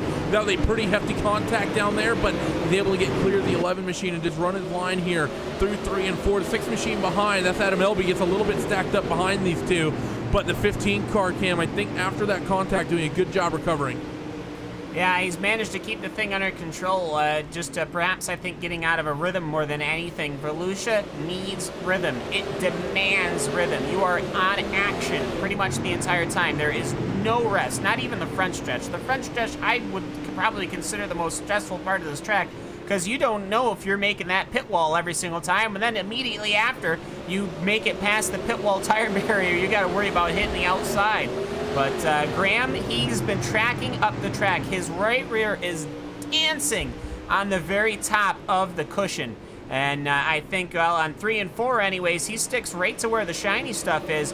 Let's see here going into 1 and 2. No, he's going to continue to stay on the shiny stuff, so perhaps he wasn't happy dancing that high side. James Edens, well, he's worked his way past Leverstein while we were watching that Thornton development, and now he wants Virgil Graham. Talk about getting the machine around late. There's going to be about 12, 14 laps to go, and James Edens is the fastest car on track. Yeah, he's found speed here when you want to find it, and he's finding it down low is that 5 car. Will he get a chance here into 3 and 4? Not quite, as they're going to roll through the center of the corner, off down onto the front straightaway. The 5 machine, I just think that bottom side of the racetrack is not where you want to be making moves. I think it's officially pretty much gone away. The 5 works to the top side now, and he doesn't quite lose any advantage over the 7, but that 5 of James Edens, Cam, like you said, he had that phase there for a handful of laps where he was the quickest car on the racetrack, but I think that may have just gone away a little bit as Virgil Graham has picked that pace back up as we're approaching 10 laps to go. I think once he caught Virgil Graham, I think he's still the fastest car on the track. He just has nowhere to actually use the speed because he's got to get past the 7. Now, how aggressive do you get? You got 10 laps to go. You know, where on earth do you start wondering or thinking about it? Now, another thing that we have to talk about, let's jinx it while we can. We have not had a yellow out. Do people have fuel tanks to the finish? I would imagine, obviously, they should. But have they packed the fuel like that? We've seen this happen in the sprint cars. People expect cautions. They count on cautions, so they throw the fuel out, which is dumb to me. But either way, it does happen. Will that happen here? Don't know. 10 laps to go. Let's find out. James Edens, though, he's backed off because I don't think he can run his normal line, because it seems to me, Randy, that when he does run his normal line, he catches right back up to Virgil Graham, but he just has nowhere to go, so he's got to sit there behind that number 7 car. Yeah, that pretty much is the situation right now, isn't it? Between these top two, and the fight is on close still in second and third. Jacob Leverstein and Jeremy Thornton in third and fourth rather. They're still nose to tail, as well as the fight for fifth and sixth. That's between Austin Selman and Josh Phillips. There's still a lot of close fights here, a lot of close duels here. The fight for third comes side by side. 15 and Jeremy Thornton wheels with Jacob Leverstein through the center of the corner. He comes off onto the front straightaway. 15 trying to get their moves to 3 a little bit. Is it that 15 car? So he's going to try to pick that spot up right here, right now. Gets good drive down on the bottom to Jeremy Thornton. It's a physical move, but he takes that third spot away on a bit of a recovery drive after that mistake we saw about 10 laps ago. Yeah, and Leverstein could have really thrown the front fender into the rear of Jeremy Thornton, but he did not. So clean racing here, especially. We've got 5 laps to go. Virgil Graham, your leader. James Edens is pretty much all over him, as much as you could expect. Jeremy Thornton is currently third. Jacob Leverstein is fourth, and Leverstein, well, he wants that position back, and he will have a good run out of it. 4 laps to go, Randy. 4 to go here as Thornton and Leverstein still fighting so hard here for that third spot in the fight for the race lead. It isn't over and done yet either, as Virgil Graham still has James Edens for company. Jeremy Thornton has done a good job, though, this time off of 2 to open the gap to the 3 machine in his fight for the third spot. So I think he has that position now, Cam, as long as he can just stay clean. I think the fight to watch right now is for the race lead, as Virgil Graham still trying to find and fend off that number 5 machine any way he can, as it's 2 to go right here, right now. All Edens has to do really is just drive over into the rear of Virgil Graham and move him out of the way. The problem is he going to do it? Should he do it? And if it's really a clean maneuver? It's not. He shouldn't do it. But will that happen? Well, I've seen stranger things on dirt racing, because right now, I don't think he can cover Virgil Graham. We're on the final lap right now. Edens is trying a little high. Virgil's staying very defensive, so there's no way he can get to the inside line. I think Edens, he's just going to go, you know what? I tried as hard as I could. Here it comes just a little bit. No, he will think better of it. And it will go to Virgil Graham. 40 laps that we have run here under green at Volusia. And it will go to Virgil Graham at James Edens. Well, he put on a good duel, but it ended up going to Graham. Jeremy Thornton in the last 5 or 6 laps is able to get it over Jacob Leverstein. So fantastic running we have had here at Volusia Speedway Park. And I have to say, Randy, well, this is the first time we've had a caution-free race, and I have to say it went extraordinarily well. Yeah, that's a phenomenal race here for the late models. Because of the way Volusia runs, it's so difficult to get a lot of wheel-to-wheel racing for a long time, especially in these late models. It's just the geometry of the track is so awkward compared to most. It really is unique in that respect, but still, to go caution-free, all 16 cars finished. I should take that back. Drew Hirschko did not finish this one. Not sure what happened to him, but I didn't see any major issues up and down the field. But 15 cars finished. We stay green the entire 40 laps. That's an awesome way to finish this one. Yeah, pretty happy with that. So let's take a look at your World of Outlaws Craftsman Late Model Series. Finishing results at Barberville, Florida, Volusia Speedway Park. And I have to say, 40 laps, caution-free? Yeah, we'll take it. 11 minutes and 8 seconds was all it took for this one. Virgil Graham at number 7, well, he had a very good qualifying session. Took the win in heat number 2, and well, he'll take the win here in the finale. James Edens will be finishing in second position. Jeremy Thornton, he will arrive onto the scene to finish in third. Jacob Leverstein will finish in fourth. Austin Selman, 5th. Josh Phillips in 6th. Ty Spearman in the 7th position. Adam Elby, he'll finish 8th. Alex Bergeron, well, he'll finish in 9th position. Lucas Chowning will come home in 10th. Jordan Wesley in 11th. David Heilman in 12th. Randall Carter, 13th. Joel Bertley in the 14th position. Garrett Nabrud will finish in 15th position. And Drew Hirschko, 24 laps down in 16th. Randy, I think we had ourselves a fine little race. Couple of pairs of heats that went extraordinarily well, and you know what? For it being Volusia, a lot of side-by-side action. Yeah, that was the best Volusia race we've definitely seen, I think, across the late models and the sprint cars. Definitely the cleanest for sure, and it just put on a good show. So, I mean, we saw some maybe closer fighting and maybe a bit more drama in leg number 1 in the Rallycross, but we saw a very, very good race here and definitely a fantastic skill of racecraft and just good, let's just say, sportsmanship across here in this series. So fantastic to see, and I just hope that we see something similar from the sprint car guys out at Eldora. And another developing drama, we don't have anybody to interview. And we basically, what we could do is we could just rewind the race and then the last 11 minutes again. Well, this is going to be a bit interesting here. Oh, there we go. We've got Virgil Graham. He's managed to get over here. Okay, whew, that saves the day. So, Virgil Graham, your race winner, will be joining us here in the RaceSpot TV booth. I was getting a little nervous there, wondering perhaps if we were going to have to stall and fill time. And stall for longer than the race lasted. But no, Virgil Graham, you're climbing out of that number 7 machine, 11 minutes of racing. You had a very good heat, and, well, you've taken it here at Volusia Speedway Park. Caution-free race. Take me through it.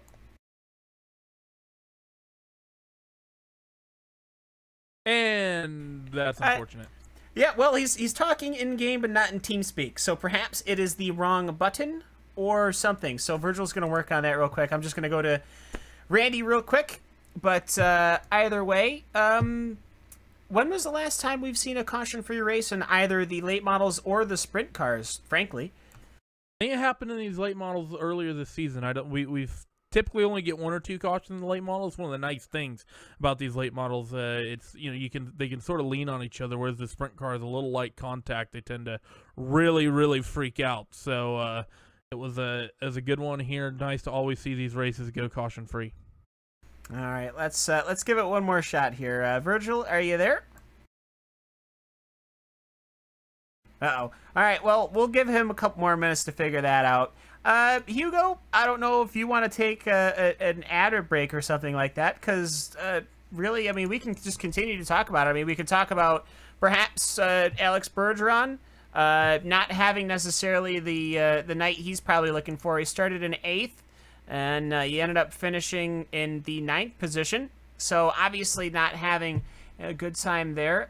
Overall, though, I think the big thing that we got to continue to look at is we managed to have some decent side-by-side action. You don't normally see that.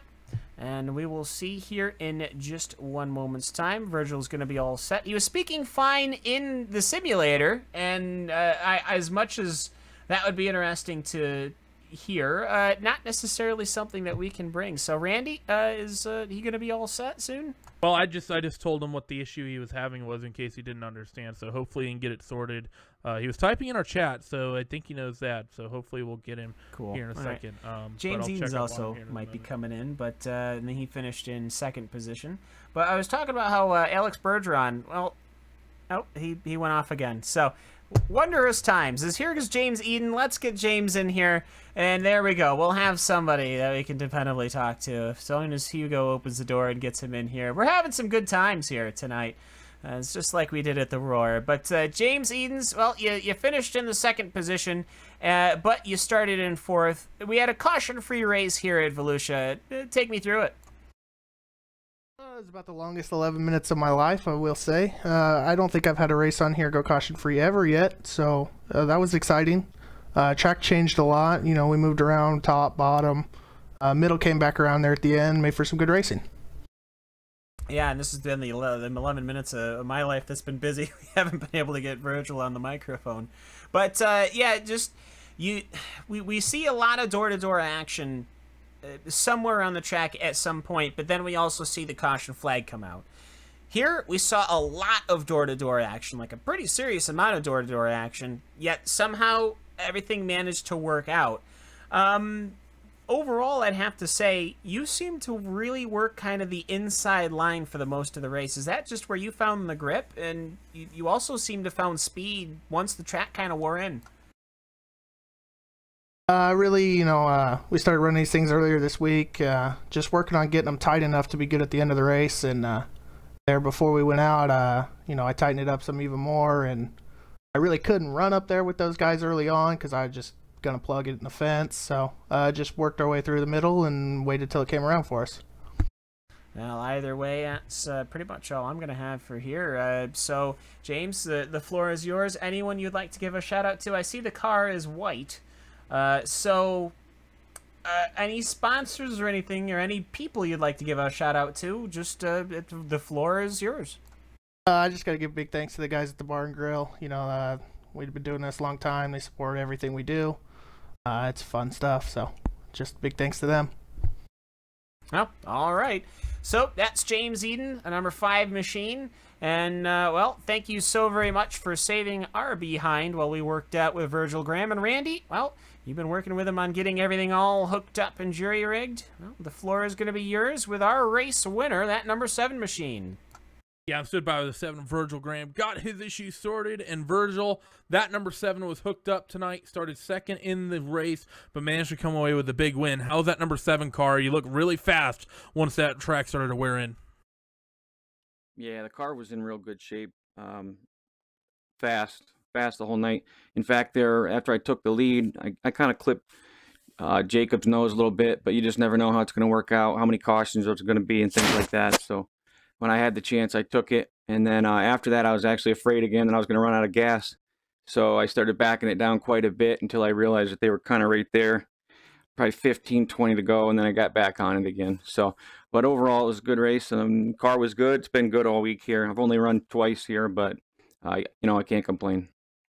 Now, talking about this Volusia Speedway, Virgil, it's a half-mile oval like most of the tracks we have, but the way it's sort of formatted, it feels much, much smaller than that. It feels a lot narrower than it really is, and it feels very short due to the straightaways, and you spend so much time cornering. How difficult is it trying to make these late models work around here? It seemed difficult to get passes done. We saw a lot of people fighting wheel-to-wheel for, you know, close to 10 laps on end. How is it in the car? How do you have to be able to make moves here stick at Volusia? Well, I'll tell you, when I jumped on earlier today just to get practicing a little bit, I put it on a slicked off state, and the very first time out, I about spun the car out. So, you know, they are quite difficult sometimes, especially when it gets slick like that, because they just spin and they just snap loose so quick. So, you know, you kind of got to keep it under you. As far as Volusia, it's really about just keeping the momentum up. Even if you have to run it through the slick stuff, if you can just kind of keep your momentum up to get your right rear to get grabbed onto that cushion on the way out, you can really keep your speed up, and that's how I found it to be the fastest way around.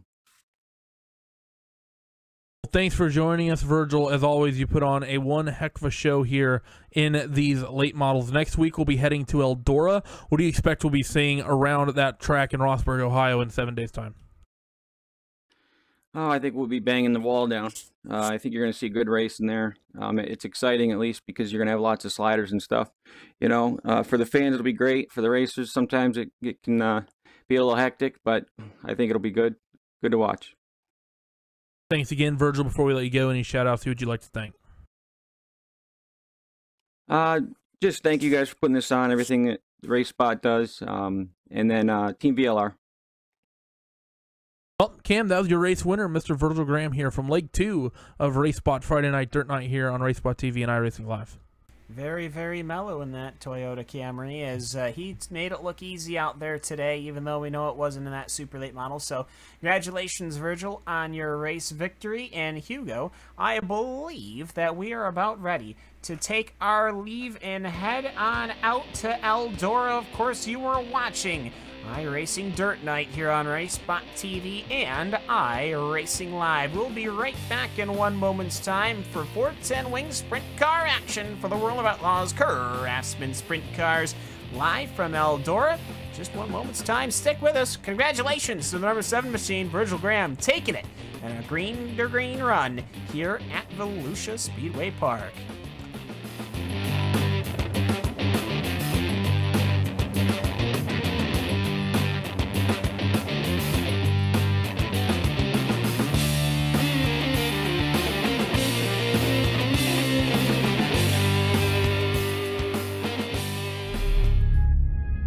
I grew up in Northern California, and my parents were just really big race fans and took my sister and I to, sprint car races pretty much every Friday and Saturday night.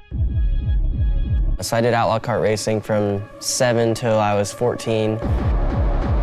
And then that's when I got into 360 and 410 wing sprint cars.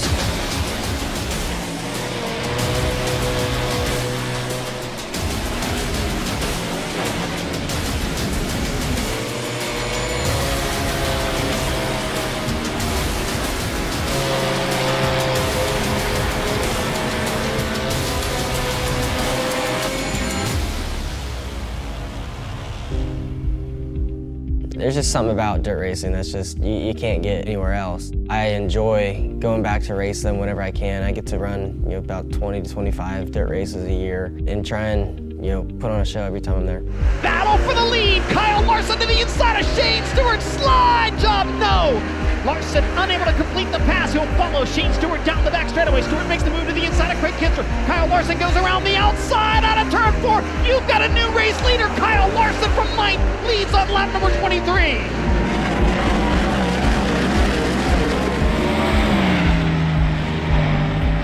I'm probably just a little more relaxed, I guess, at the dirt track just because it's for fun, where the NASCAR stuff, it's points racing and a lot bigger sponsors and stuff you have to please and all that. You're there for 3 days a week, so your approach is a little bit different there, where sprint cars you're there for 5 or 6 hours and moving on to the next racetrack.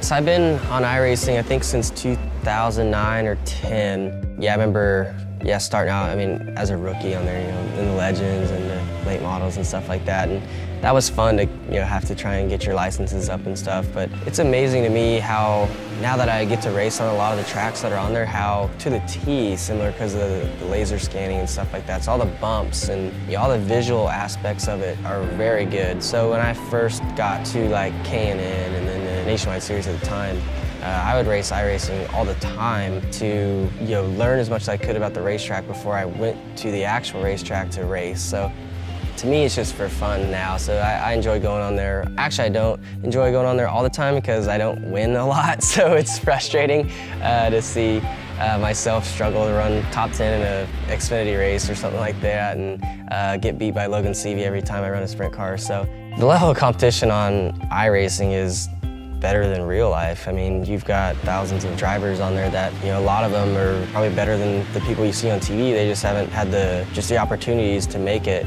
but can kick butt on there, and you can spend all day long running thousands of laps a day, so you can get yourself, really good at it. So competition level is just unbelievable, really, on there. Everybody's been asking for dirt on there for forever. So when they announced it, I got really, really excited. And honestly, it's blown my expectations away. The cars, to me, drive really good when the track's hooked up. The visual part of the racetrack changing is amazing. How you can run some laps and see it start to get shiny, and then you feel it getting slick. Areas of the racetrack getting dirty, and then you get some cars run through there and it cleans off and gets grip back. It's nuts. The tear-off feature is really cool. Watching the wing move backwards and forwards. I run with the virtual reality headset too, so being able to look down and see everything, it looks extremely realistic. So yeah, it blew my expectations away. And it's only going to get better, really.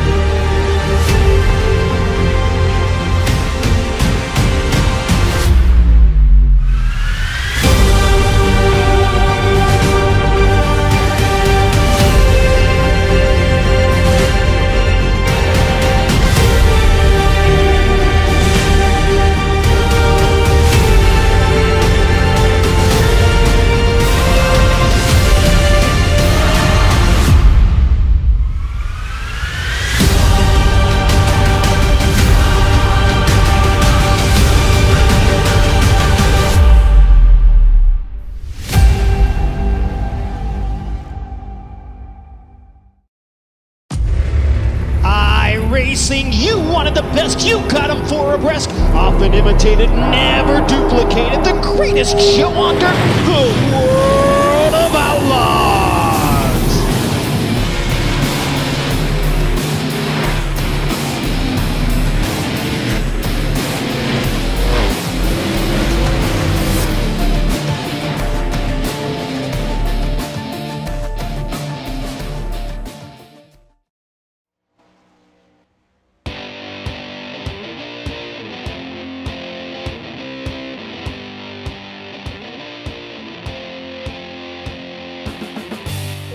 Welcome back to the final leg here at Eldora Speedway, Rossburg, Ohio. Will play out 3 of 3. Here it's the World of Outlaws Craftsman Sprint Car Series live on iRacingLive, RaceSpot TV, continuing coverage. Cameron Walsh, Randy Chenowth, and Hugo Louis. And boy, well, looks like it's never a bad time, Randy, when we get sprint cars at Eldora. Practice is done, qualifying is on the way.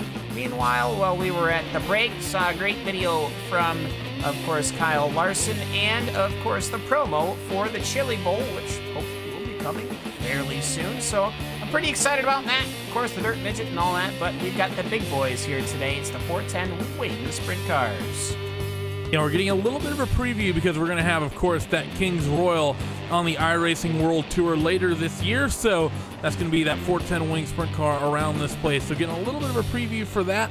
And, of course, we'll have a few more of these races, of course, until then. But a lot of big stuff coming here on the iRacing service. Is qualifying, getting itself underway. No time's done just yet, but first cycle of time should be cycling through here in just a moment. And there it goes as Austin Selman, he's on the top for now, the 13.464, but still about 3/4 of the field left to do laps. Yeah, so as they're starting to get the times in, let's take a look at the series standings so far after 6 rounds in the World of Outlaws Craftsman Sprint Cars. It is Alex Bergeron. He has got almost a 80-some-odd point lead over Austin Semmelman.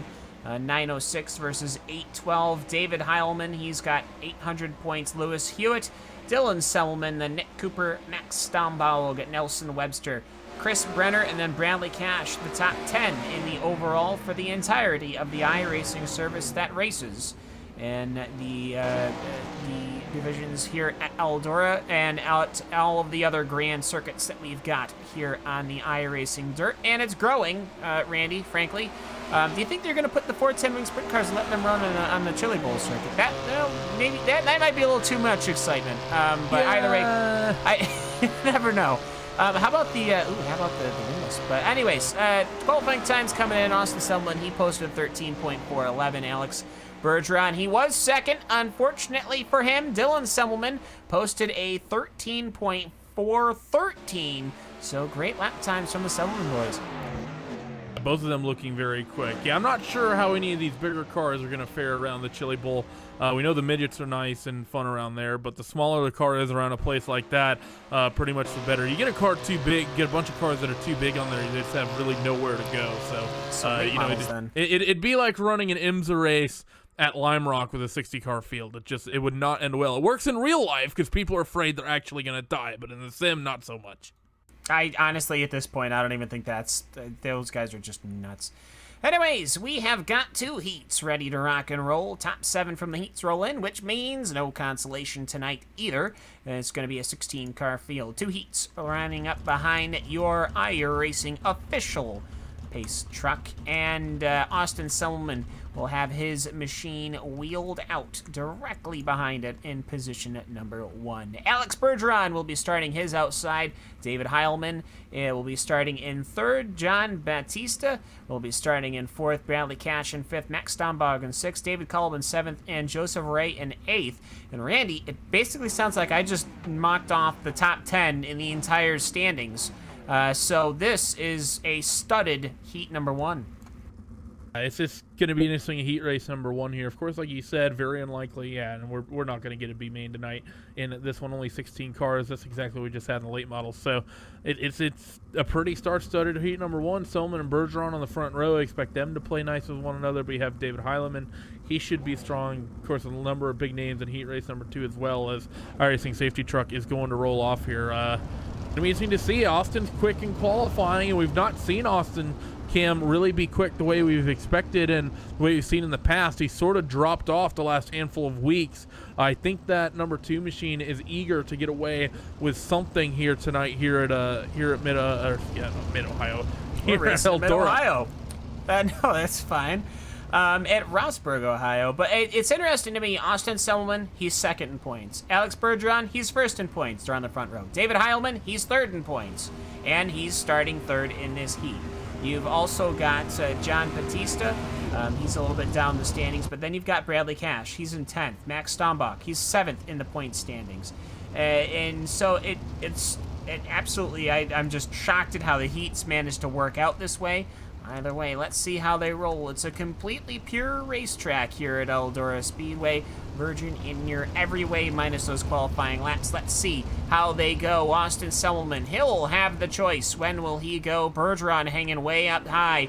Semmelman will go as soon as the pace truck makes to the safety of pit lane. We've got 410 wing sprint car action. It's heat number 1 here at Eldora.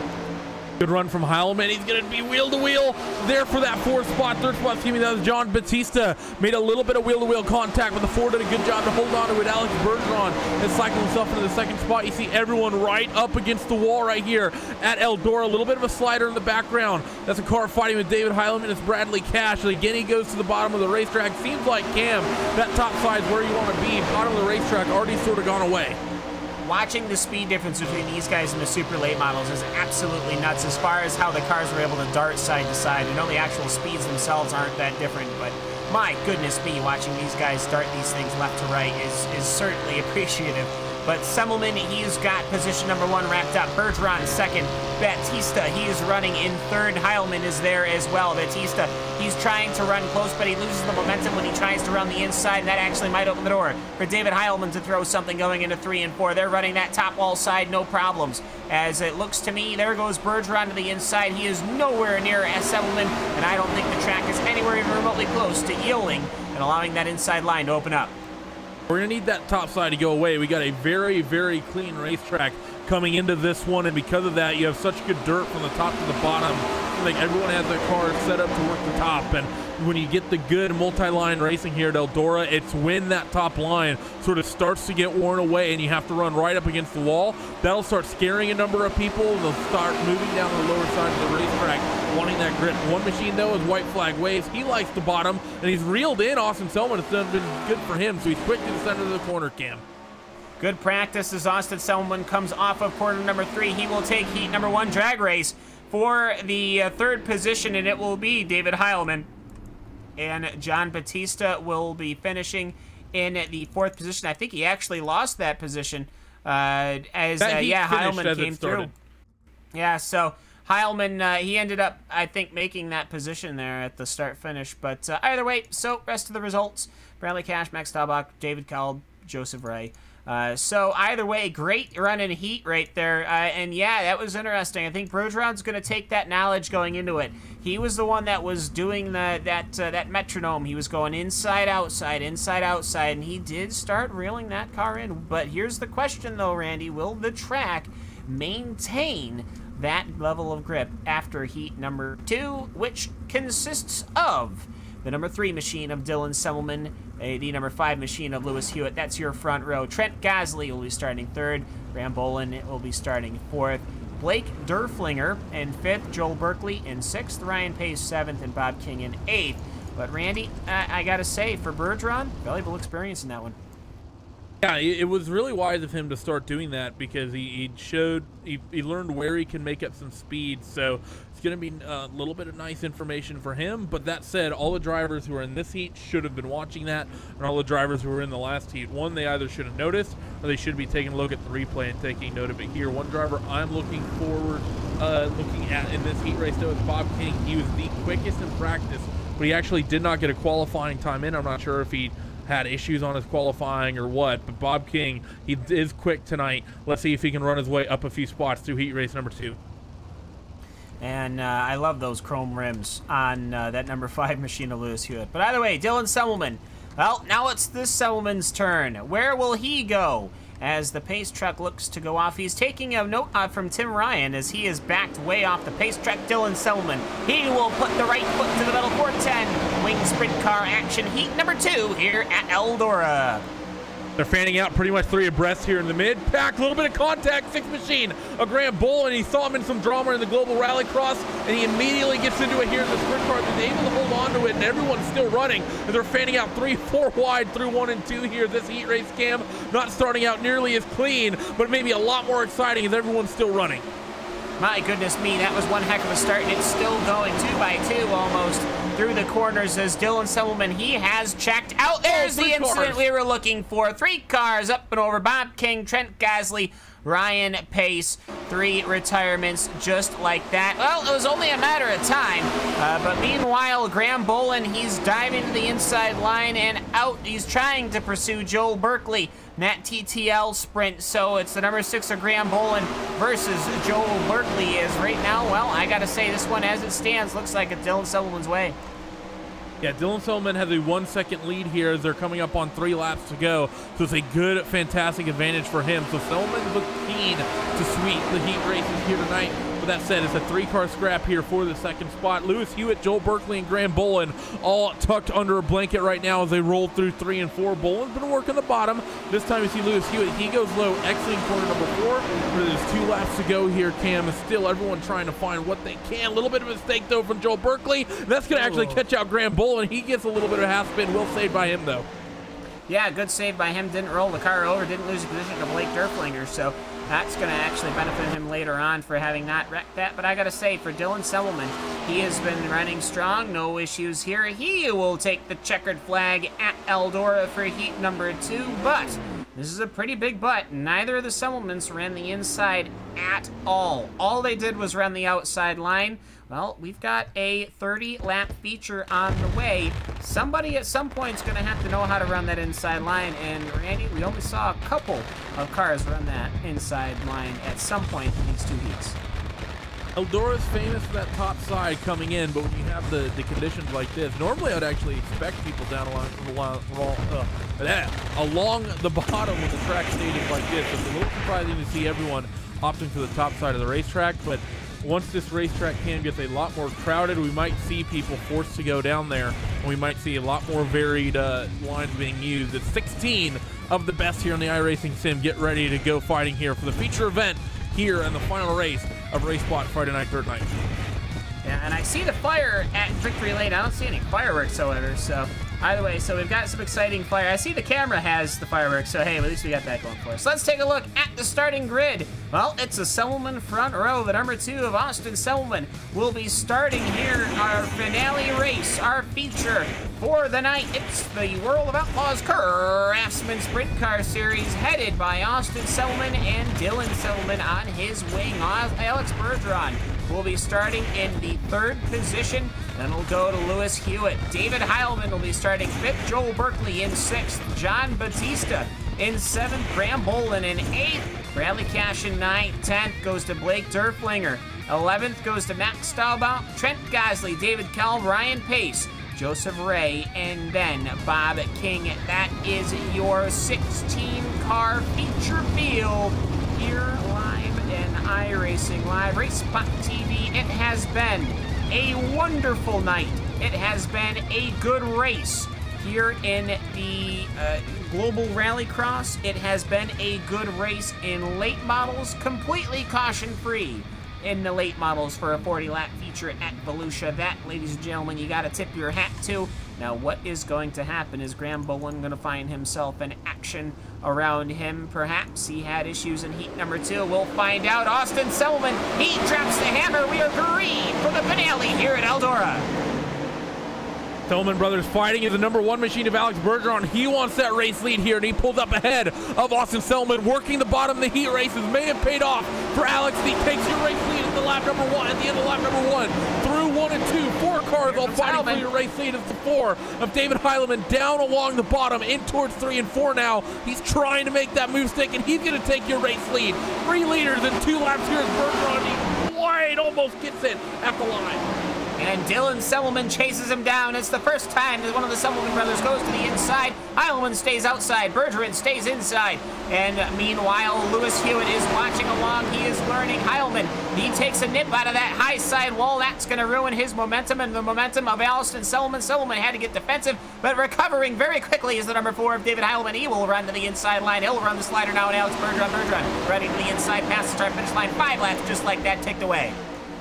Swapping your race lead back and forth here at Eldora. Alex Bergeron has the lead for now. Selman brothers behind. They're duking it out really, really hard.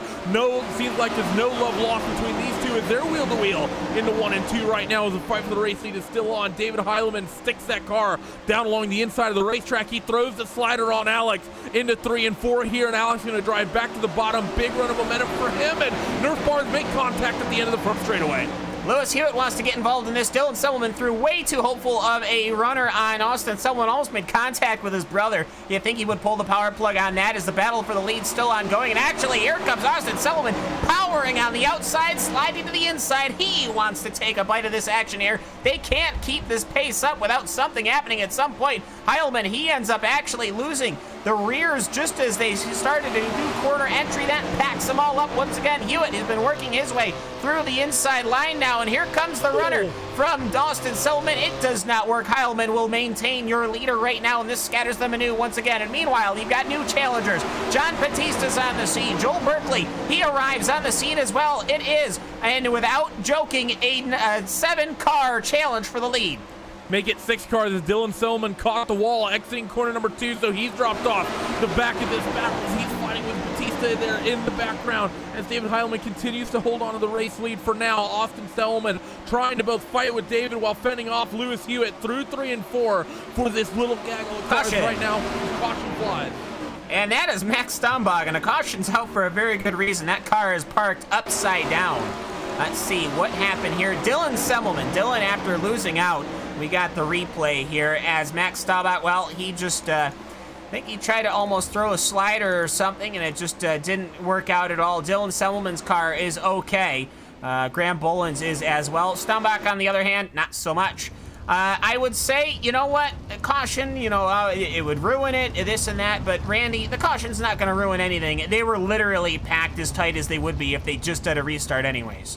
Yeah, the cars were very, very tight, so this is only going to cost us a few laps, but it's going to be interesting to see what happens once we get these guys re-rolled off your 2x2. The interesting thing, Cam, is that we've seen everyone around the top all night tonight. That top line is starting to go away. It's not that it's not quick, but the cushion has gotten pushed up the racetrack, and what was earlier tonight you had about a car width and a half of good dirt up along the top. That has slowly reeled into the point where it's only about half a car width of good dirt. So you're having to essentially set that right rear tire just about a foot or 8 inches or so off that outside retaining wall. And that's why I think we're seeing a number of drivers making little mistakes, because the margins for error have gotten so much small as we're green here in half a lap.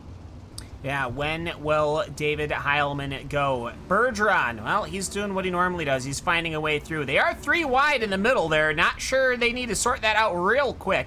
But meanwhile, as we get ready to go green once again, it's a very messy looking start line. I don't think a starter would let this start fly, but meanwhile we go green. David Heilman, he will rock and roll. Selman gets the outside line. Hewitt getting the inside line. We are green once again in Rossburg, Ohio. Talked about that top side being treacherous. Couple cars in the background got it, but it's a good clean start here for David Heilman as caution flies almost immediately. Brian Pace.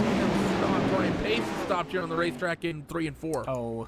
He just got, he ended up getting absolutely bowlered by Bradley Cash. Cash, I think he lost it coming off the corner. Yeah, a little bit of a snap on him. He had to recover, and he basically pinned Ryan Pace around in a circle. Car is retired, though, for that number 13, unfortunately. So, just a little bit more patience. The track's a little bit slicker. They can't just push in and let these things fly, and that was a very, very messy start. It was not what you wanted at all, so we're going to lose another handful of laps here, and this is really the worry that we've seen in these sprint cars. We were having what seemed like the formula to these guys finally having the race of the night, but these cautions, Cam, they keep stacking up, might just take that away from them. Well, actually, this might be a blessing in disguise, because people might still be doing this dumb idea where they don't bring enough fuel to the party, and now everybody should have fuel to the finish, so I don't think anyone's going to be pedaling as far as trying to save fuel, which means we are going to have a raw race to the finish, 30 laps. We are just past halfway. It has been, what, 4 or 5 laps under caution? So yeah, 5 laps basically under caution, including that 1 green flag lap. So Pace Truck will be looking to the safety of pit lane once again. Where will the driver of David Heilman take us to green? As I think Austin Selman now understands that Bergeron would like the outside line, so he's now taking a much higher addressing. And Lewis Hewitt, where will he go? David Heilman, he looks ready here in that number 4 to try again. He will let him go before the pace track even hits pit lane. We're green once again, lap number 19 here at Eldora. Great reaction times there from Austin Selman, not letting David Heilman get away here. They're 2x2 behind, as that's going to be Alex Bergeron throw the big move both on Lewis Hewitt and tries to get closer to Austin Selman. David Heilman looking very strong here on the top of the racetrack. Now they say that little bit of a mistake. 3 wide for your race lead as Selman pulled up alongside for a moment, and Bergeron as well, but Heilman still looks good up top. I hesitated in my voice because Bergeron and Semmelman made wheel-to-wheel contact, and that was very scary, but Semmelman, he managed to make it work. Bergeron, he managed to recover. Lewis Hewitt now is waiting in the wings. They're all trying to fly up to the high side. I think that inside might even used its grip. We've got 9 laps to go here at Rossburg, Ohio. It is Heilman, Semmelman, Bergeron, Hewitt, and then none other Semmelman, Berkeley, Fiesta, Bolin, King, Cash, Derflinger, Caleb, and Ray, and they are all head-to-head. Come down towards the front straightaway here, approaching 5 laps to go in this one. David Heilman has a nice little advantage over Austin Selman, and it's going to grow because Austin made a little bit of a mistake through 1 and 2, tap that outside wall. Not sure if we can get a camera angle of it as they take that back. Big slider from Dylan Selman on Joel Berkeley in the background, and he's immediately going to re-lose that spot. Joel immediately picks it back up. Bob King trying to work on John Batista, all the while holding off the 3-car trio of Graham Bolin, Blake Derflinger, as well as Bradley Cash. They were 3 wide as they fought there deep in the field. And so Heilman, he has been now able to get almost a half a second lead over Austin Selman after the inside line seems to have gone away. The outside is king, lap 26 of 30, so only 4 laps to go. It is Heilman, Selman, and Bergeron. Lewis Hewitt, though, in the closing stages might be in a position to do it. 1 car's in the wall. Bob King, he's turned around. That's going to bring the caution flag out. That is going to bring us to what should be a 2-lap sprint.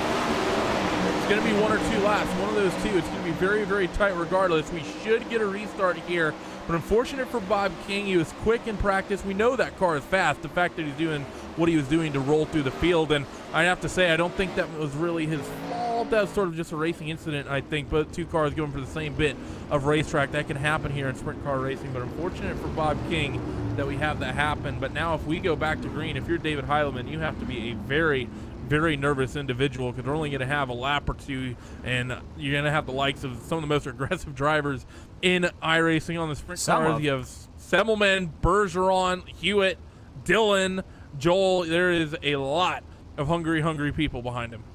Yeah, and Bergeron is probably one of the most aggressive and out-of-position starters that I have seen. This is the first time he's going to be able to start on the inside line, so where will that car of Bergeron go? He started the inside at the beginning of the race. Now he'll start on the inside at the end of the race. We're going to have what should be a 1-lap dash for the cash, ladies and gentlemen, to round out your iRacing Dirt Night. We've had Red Bull GRC at Daytona. We've had World of Outlaws late models at Volusia. Now we've got Craftsman sprint cars here at Eldora for 1 single lap.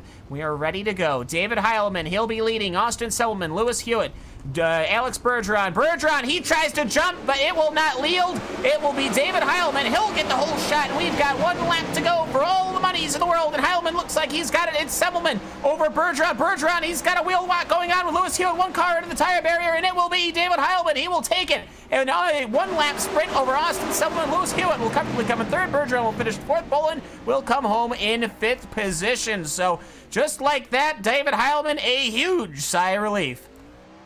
Yeah, I think David Heilemann is going to be very, very happy about that. I have to say, maybe I shouldn't rip on it too hard, but Alex Bergeron, we had a big issue a couple seasons ago at Williams Grove, and he almost pulled the same foolish maneuver here tonight, making it 3 wide before they ever went to green. So I think Alex is going to be a little bit more patient in these races.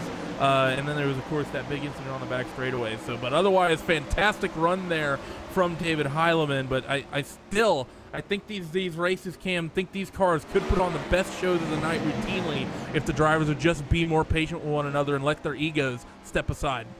Yeah, Bergeron was about 1/10 of a second off from David Heilemann's shoot. So either way, let's take a look at the official results here from Rossburg, Ohio, Eldora Speedway. I'd have to say this one delivered 16 cars.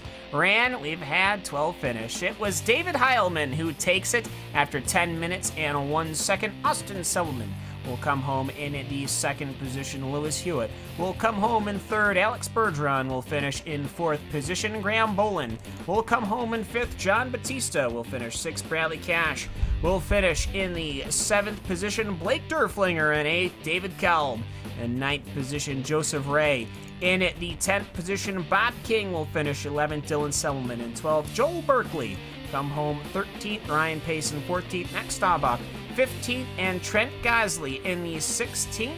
And, well, Randy, I gotta say, we had some excellent running here, and we've got our race winner just like that, ready to rock in here. And so let's see if we can get him in here. David Heilemann, 10 minutes of racing here at Eldora Speedway, 30 laps ran, a couple of restarts, couple of cautions. Well, you took the victory here, started fifth, finished first. Take me through it. All I can say is redemption for Williams Grove. I mean, the track seemed to have a really good inside line for that half, the first half before those cautions, and you really seem to be able to use that. Before that first caution, we were just waiting for the caution because there were about 6-7 cars all racing for the lead every single lap. Take me through that part of the race first, because it was absolutely wild your way working through the field. It was absolutely that. I knew that with all these guys running, there'd be really only the top side, and that would wear down, and hopefully the inside would be there. It didn't have to be there lap after lap, just for 1 or 2 corners, and it just so happened that everybody got slowed up or something on the outside when I took it, and all of a sudden I was out front, and I did exactly what I needed to do. I set the car up just a little looser just for that 1 corner, and it paid off. Yeah, absolutely. And then the high side just kind of reformed and came back in, and that really seemed to be the method of the day. And, well, 10 minutes of running, you managed to take the victory. The floor is all yours. Anyone you would like to give a shout out to, anyone you'd like to thank, it's all yours. You're the one that's taken the final leg of our iRacing Dirt Night. Shout out to RaceSpot first and foremost, because they put this on every Friday night. Yeah. Even though I can't come out here because I have bowling every other week, that's okay. Shout out to New Berlin Ale House, great bowling alley. All right. Shout out to all the Heilemaniacs out there. This is my first week. I just joined a new team in VLR. Great group of guys. They're already helping me out tons. Hopefully we can continue this sweep out to tomorrow night in the Winter Classic. $1,000 to win. Great way to start my freaking weekend.